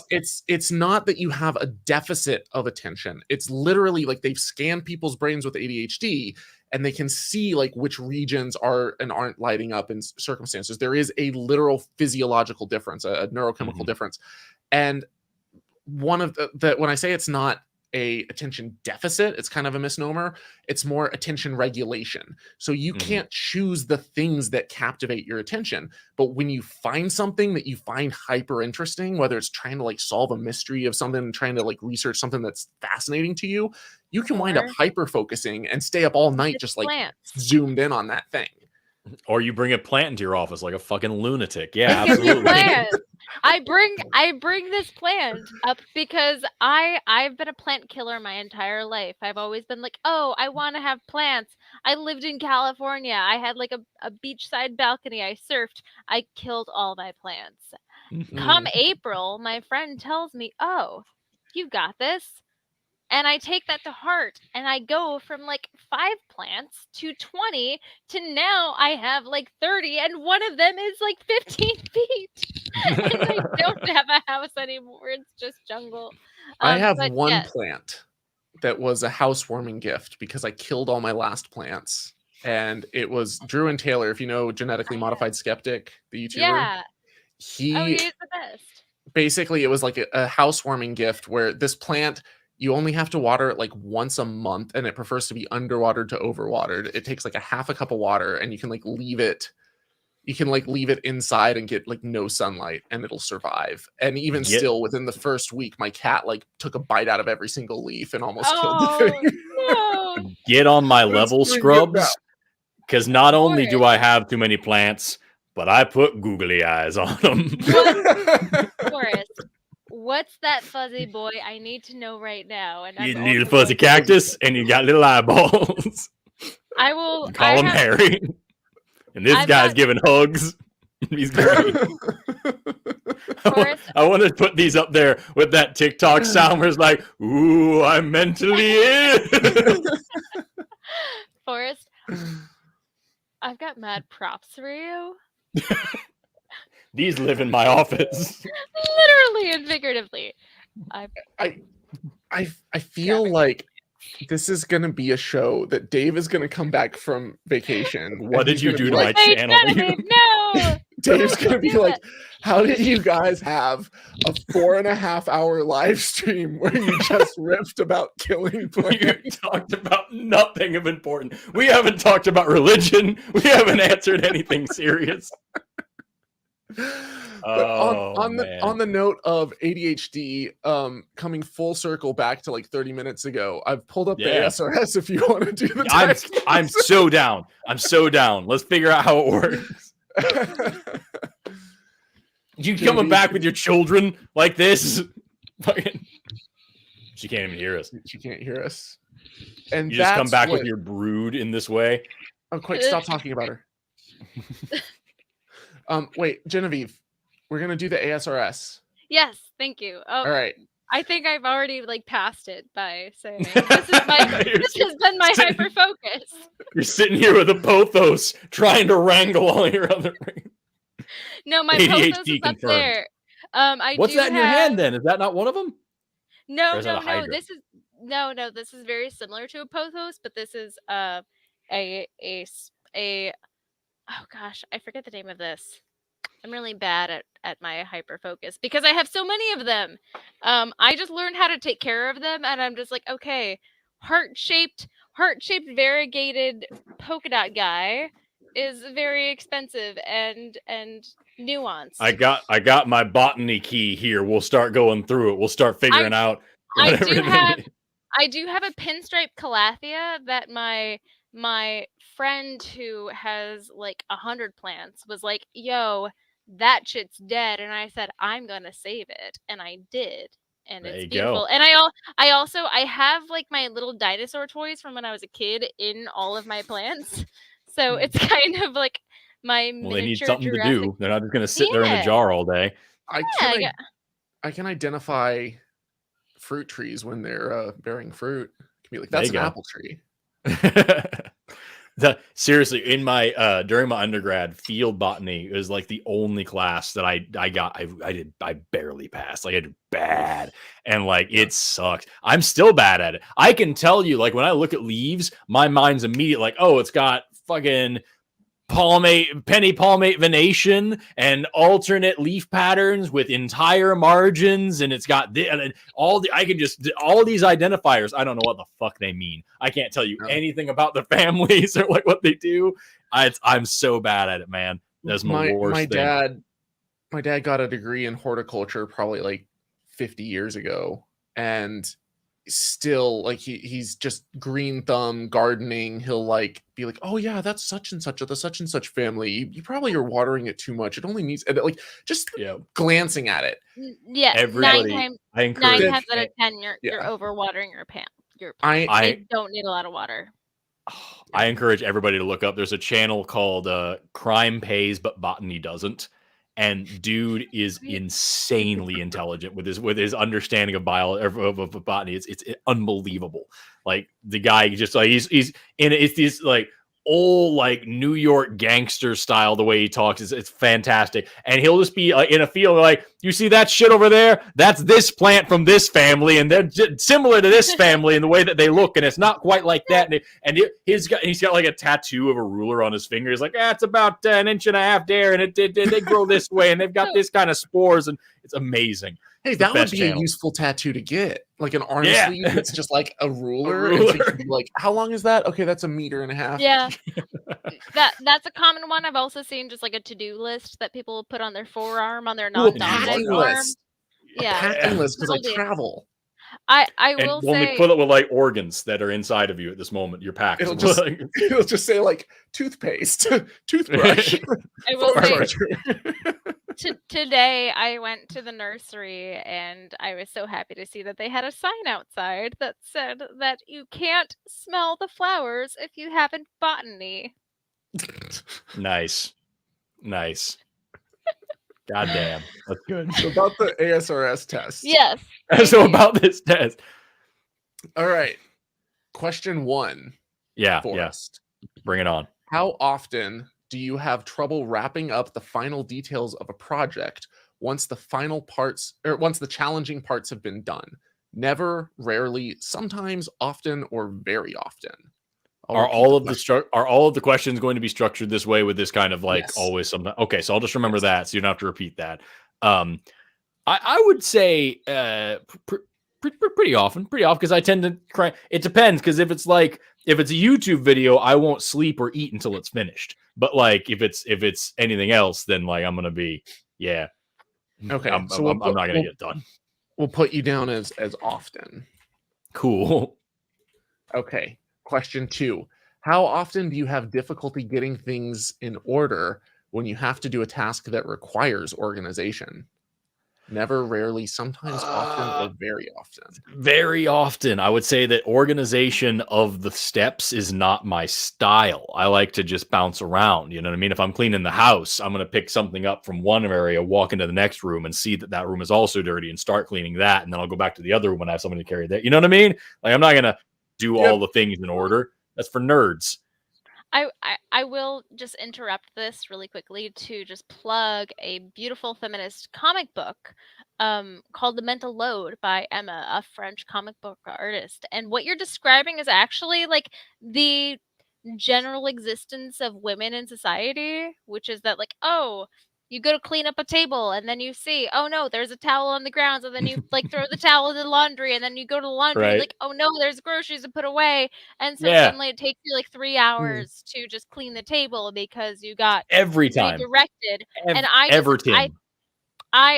am not somebody to say that ADHD is a superpower, because I know how detrimental it can be, but also that's amazing that you pick up on that stuff, because it's all the time. As a cis man, I thank you.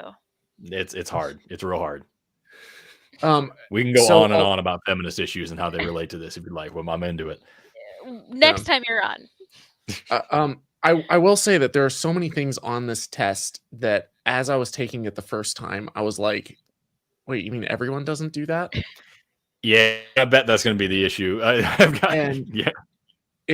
It's crazy when suddenly you realize that like there are things that I used to, like when I first started my channel, I was like, okay, I was kind of starting a business, you know, it was like my full-time thing, and I'm like watching all of these different entrepreneurial channels, which has so much overlap with the self-help space, which is a whole nother can of worms.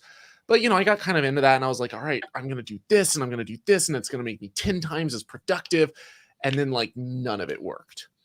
And I, like, 5 years later, 6 years later, start, like, watching these ADHD YouTube channels, and they're like, yeah, that stuff doesn't work for ADHD people because our brains are totally different. And, like, you need a different set of, like, mind hacks and, like, tools as an ADHD person. I was like, okay, so I'm not just, like, lazy or whatever. But no. All right, question 3. How often do you have problems remembering appointments or obligations? All the time, forever. I very often. There's a reason why when I open my phone, I have the calendar right there at the front, because like that's very necessary. I do the same thing, but with I'll set like a reminder an hour before, 3 hours before, a day before, and 2 days before at minimum. And I if did that something's more than a month out, yeah, for sure. Because when I wasn't doing that, I would literally just like forget show. Like there were times when someone would message me and they're like, "Hey, are you coming on the show?" And I was like, "Oh shit!" And it was like 20 minutes after it was supposed to start, and like I hadn't joined. I have forgotten about like, events that I was paid a lot of money to do, and I said, "Fucking, it just didn't happen," because I was busy at that moment. I was thinking about pigs, and I couldn't do anything else. Yeah, and it's like not intentional. It just like it's not my brain. Yeah. You guys, I feel like I'm about to cry right now because I'll have you know, Dave is out of town this week and next week, and he'll be back eventually after the next 2 weeks. But I could not remember if he said, "Oh yes, Forrest will be on the 8th or the 15th," and so I just had to make an educated guess, and that educated guess had to pan out at the last minute because I procrastinated so hard in making sure that that you were going to be the guest this week. It was either going to be like you're joining us in an hour, or I just like overbooked for next week, and it's just gonna be me and Thomas. The struggle is real. I had so much anxiety about this, and what's so dumb is that Dave and I literally were on the phone. I wrote it in my notes on my phone, but I've since written so many other notes that it's buried, and I'm sure that like a month ago I have like Forrest August 8th question mark next to it, and it's just it was I've discovered so many books that I forgot to return, emails I forgot to return, opportunities that I missed because I didn't ever apply because I was like, oh, I'll get to this tomorrow, and it's not gonna happen. Tomorrow turns into like 5 years, and then suddenly you're turning 30, and it's terrifying. It's terrifying. It's painful. Yeah. No, I feel you. On the notes thing, I literally have so many like note things that are just labeled to do, and they're just it's I'll just like open up like a notepad of some sort and like fill it all in, but then as I have that open, I'll maybe be like watching some video that's like work related, and I might take a note, but I need to take a note anywhere somewhere, and instead of organizing it, I'll just like put it in the general to do note, and all of a sudden I've got like this gigantic note. I'm like, oh no, now I've got to sort this out. I'll just save it, and then like it disappears forever. At this moment, I have 137 drafts on TikTok that I have not finished the video, and I couldn't remember to go back and do it. I feel that. All right, so question 4. When you have a task that requires a lot of thought, how often do you avoid or delay getting started? It's not if it has a lot of thought. It's if I have the push to want to start. Because like I do things that have a lot of thought, and I'll sit there and do it for 5 days. Like when I'm writing a react theory or something, I won't stop working on it. But like when it's my thesis, it's just not, it's, you know what I mean? I'll put it off and put it off and put it off. Example, this spring, I found out I was going to VidCon in like March or April. And the trip was at the end of June. I stopped doing my finals so that I could plan out the entire fucking trip for June for the next week. I took a week of doing nothing but scheduling my trip for VidCon months later, and I stopped doing the thing that I actually was getting graded on at that moment. So because like it's stimulating, you can't. It's very stimulating. I can't stop. I can't change it. Question. So I'm going to say very often on that one. Very often. Okay. Okay. Question. Do you think that you would be helped or hindered by having a scheduling assistant? Helped.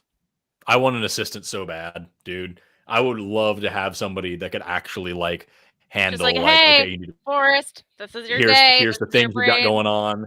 Pay these things, call these people.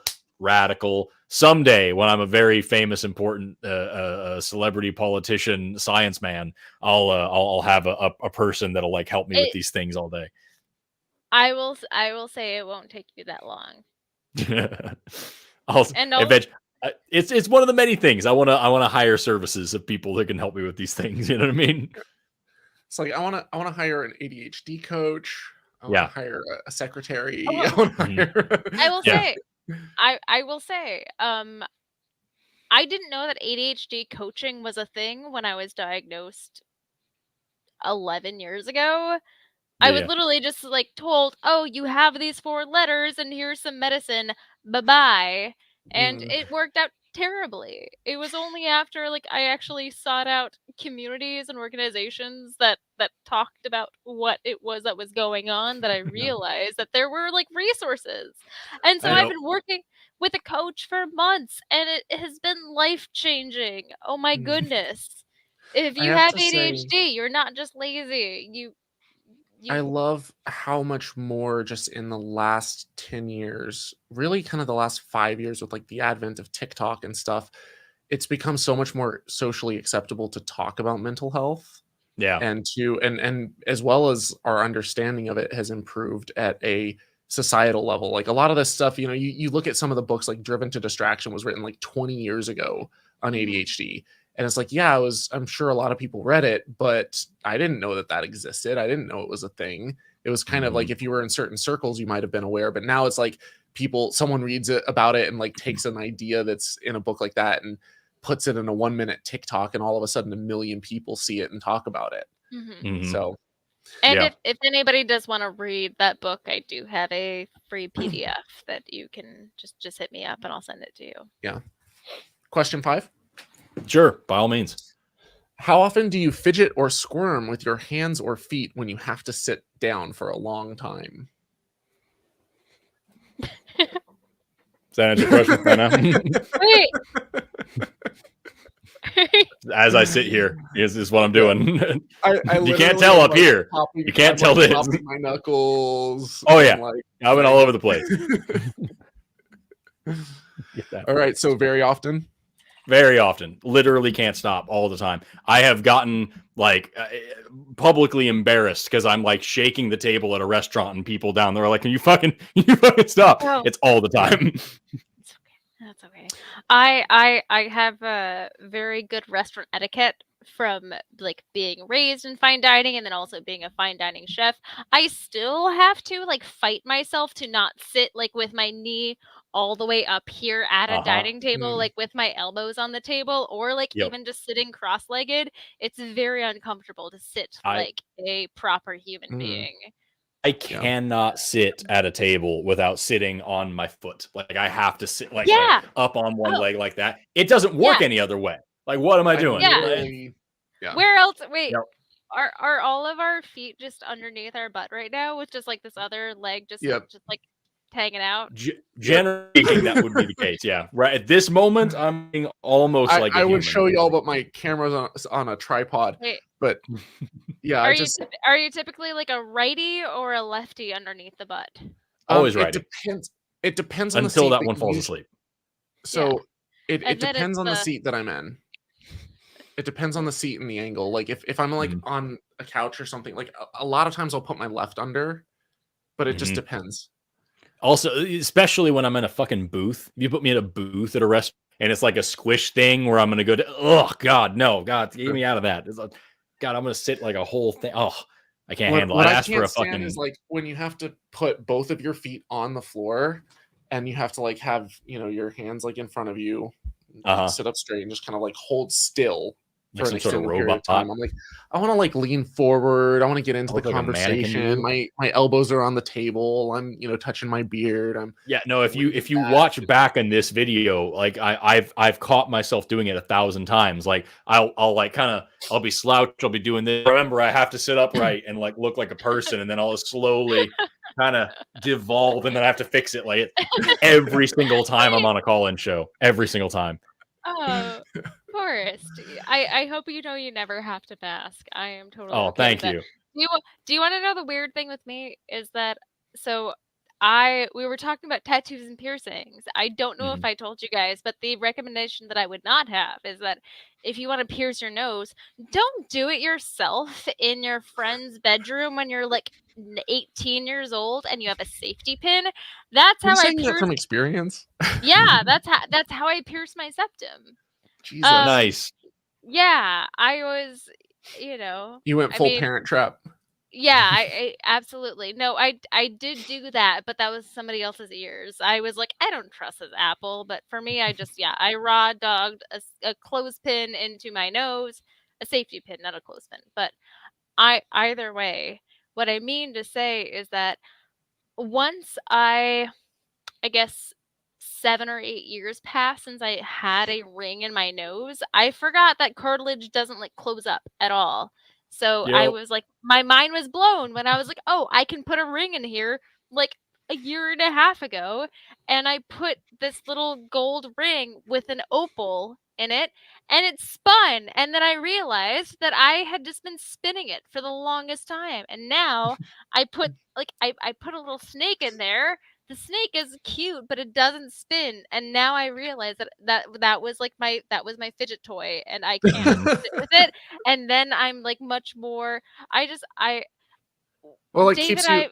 It's like I feel like that would be a great deterrent for picking your nose. Oh no, Because well, instead of like reaching up, you're just kind of like twirl, no, twirl. well, yeah, no, absolutely. I was spinning it, and now I can't, and now, but because I can't just like I don't know, nonchalantly spin the opal stone ball on my nose, it's just much more obvious that I'm very uncomfortable, and this is how I fidget.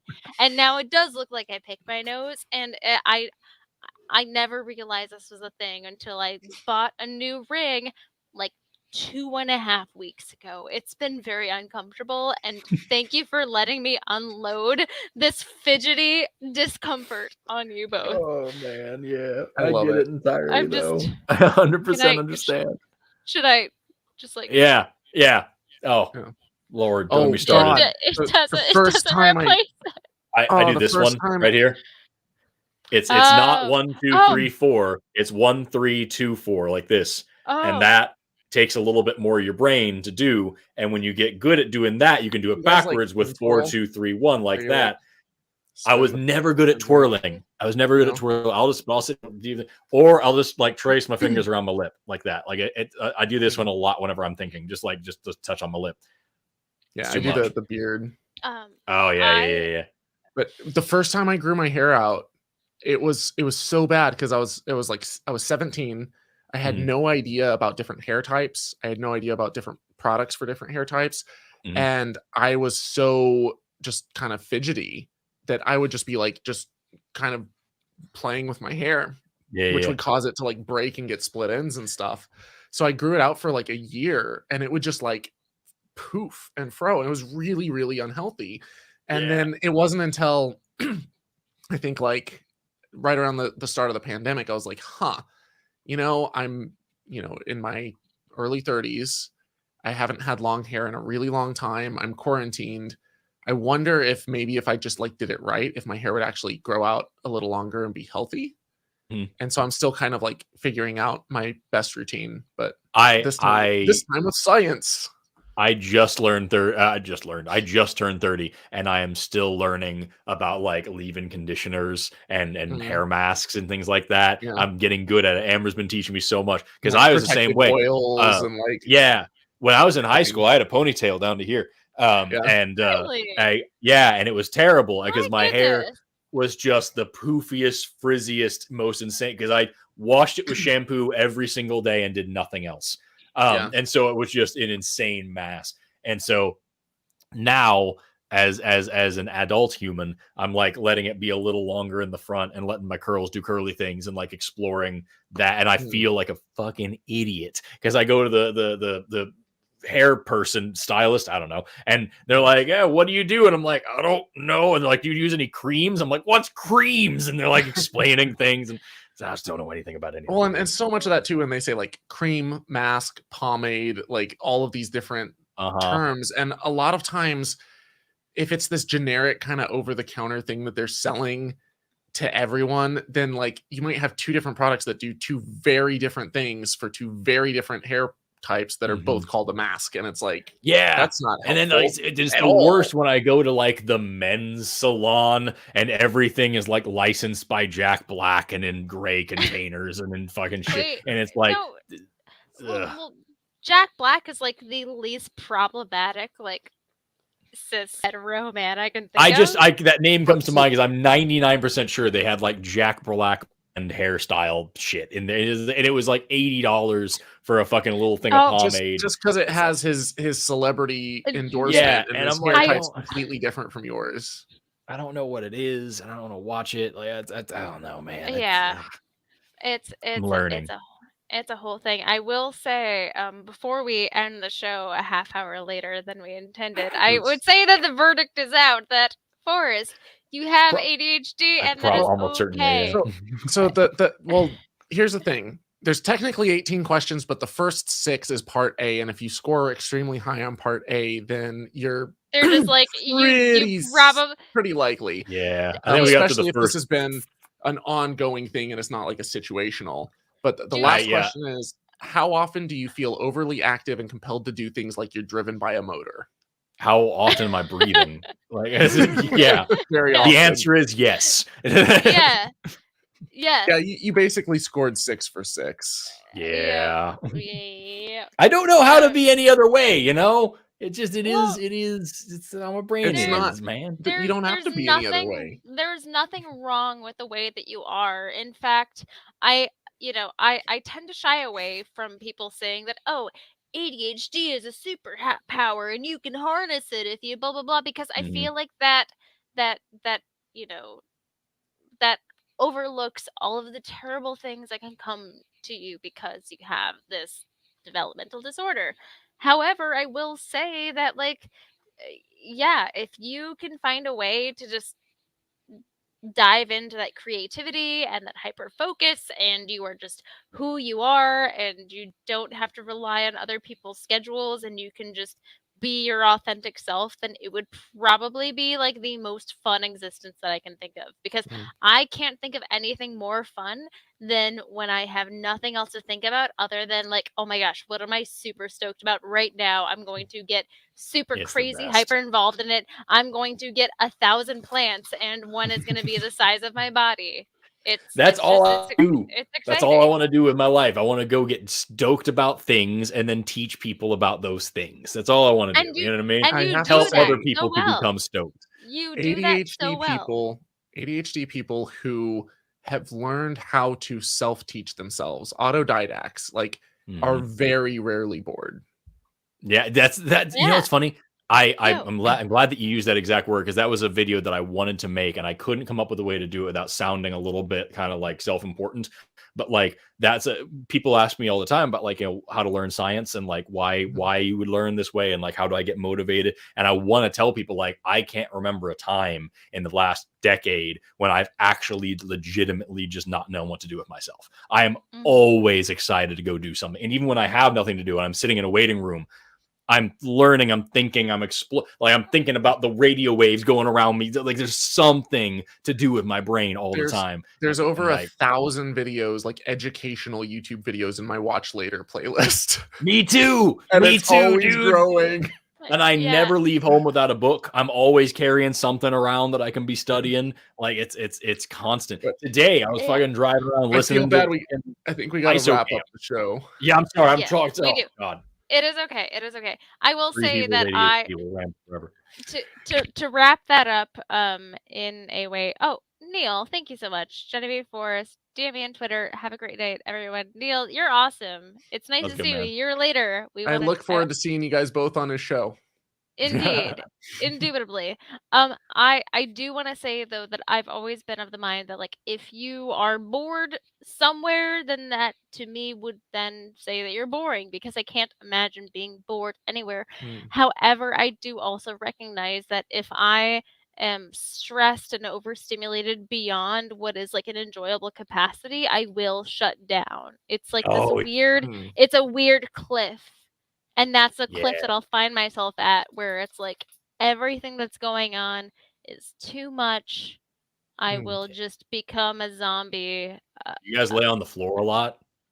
Yeah. Sometimes. Like, the bed doesn't work. It has to be the floor so you can just be for a minute. It's a hard floor. It's also like child's pose. It's also just, I don't know. I put down, I multitask like crazy. And so I'll put down like a little mat on the floor and do like sit-ups while I'm watching TV. Or I'll be like watching an educational video while I'm like brushing my teeth or cooking. We put a TV in the gym in our house too, so I can just be on the treadmill, just watching Adventure Time, just trying to be somewhere else. Hell yeah.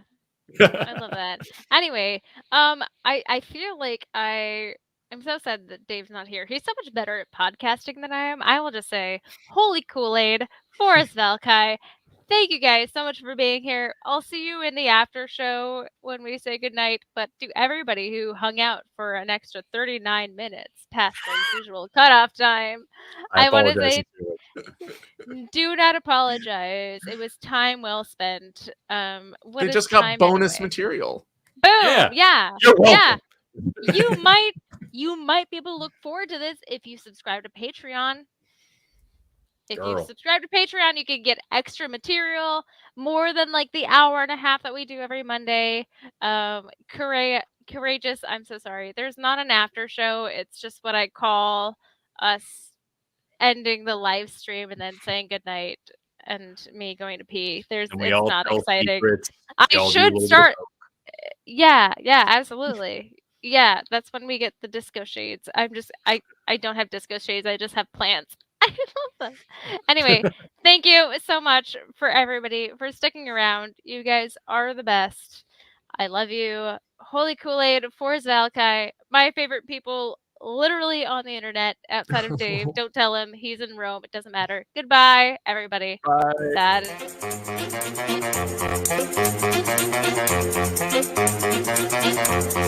is...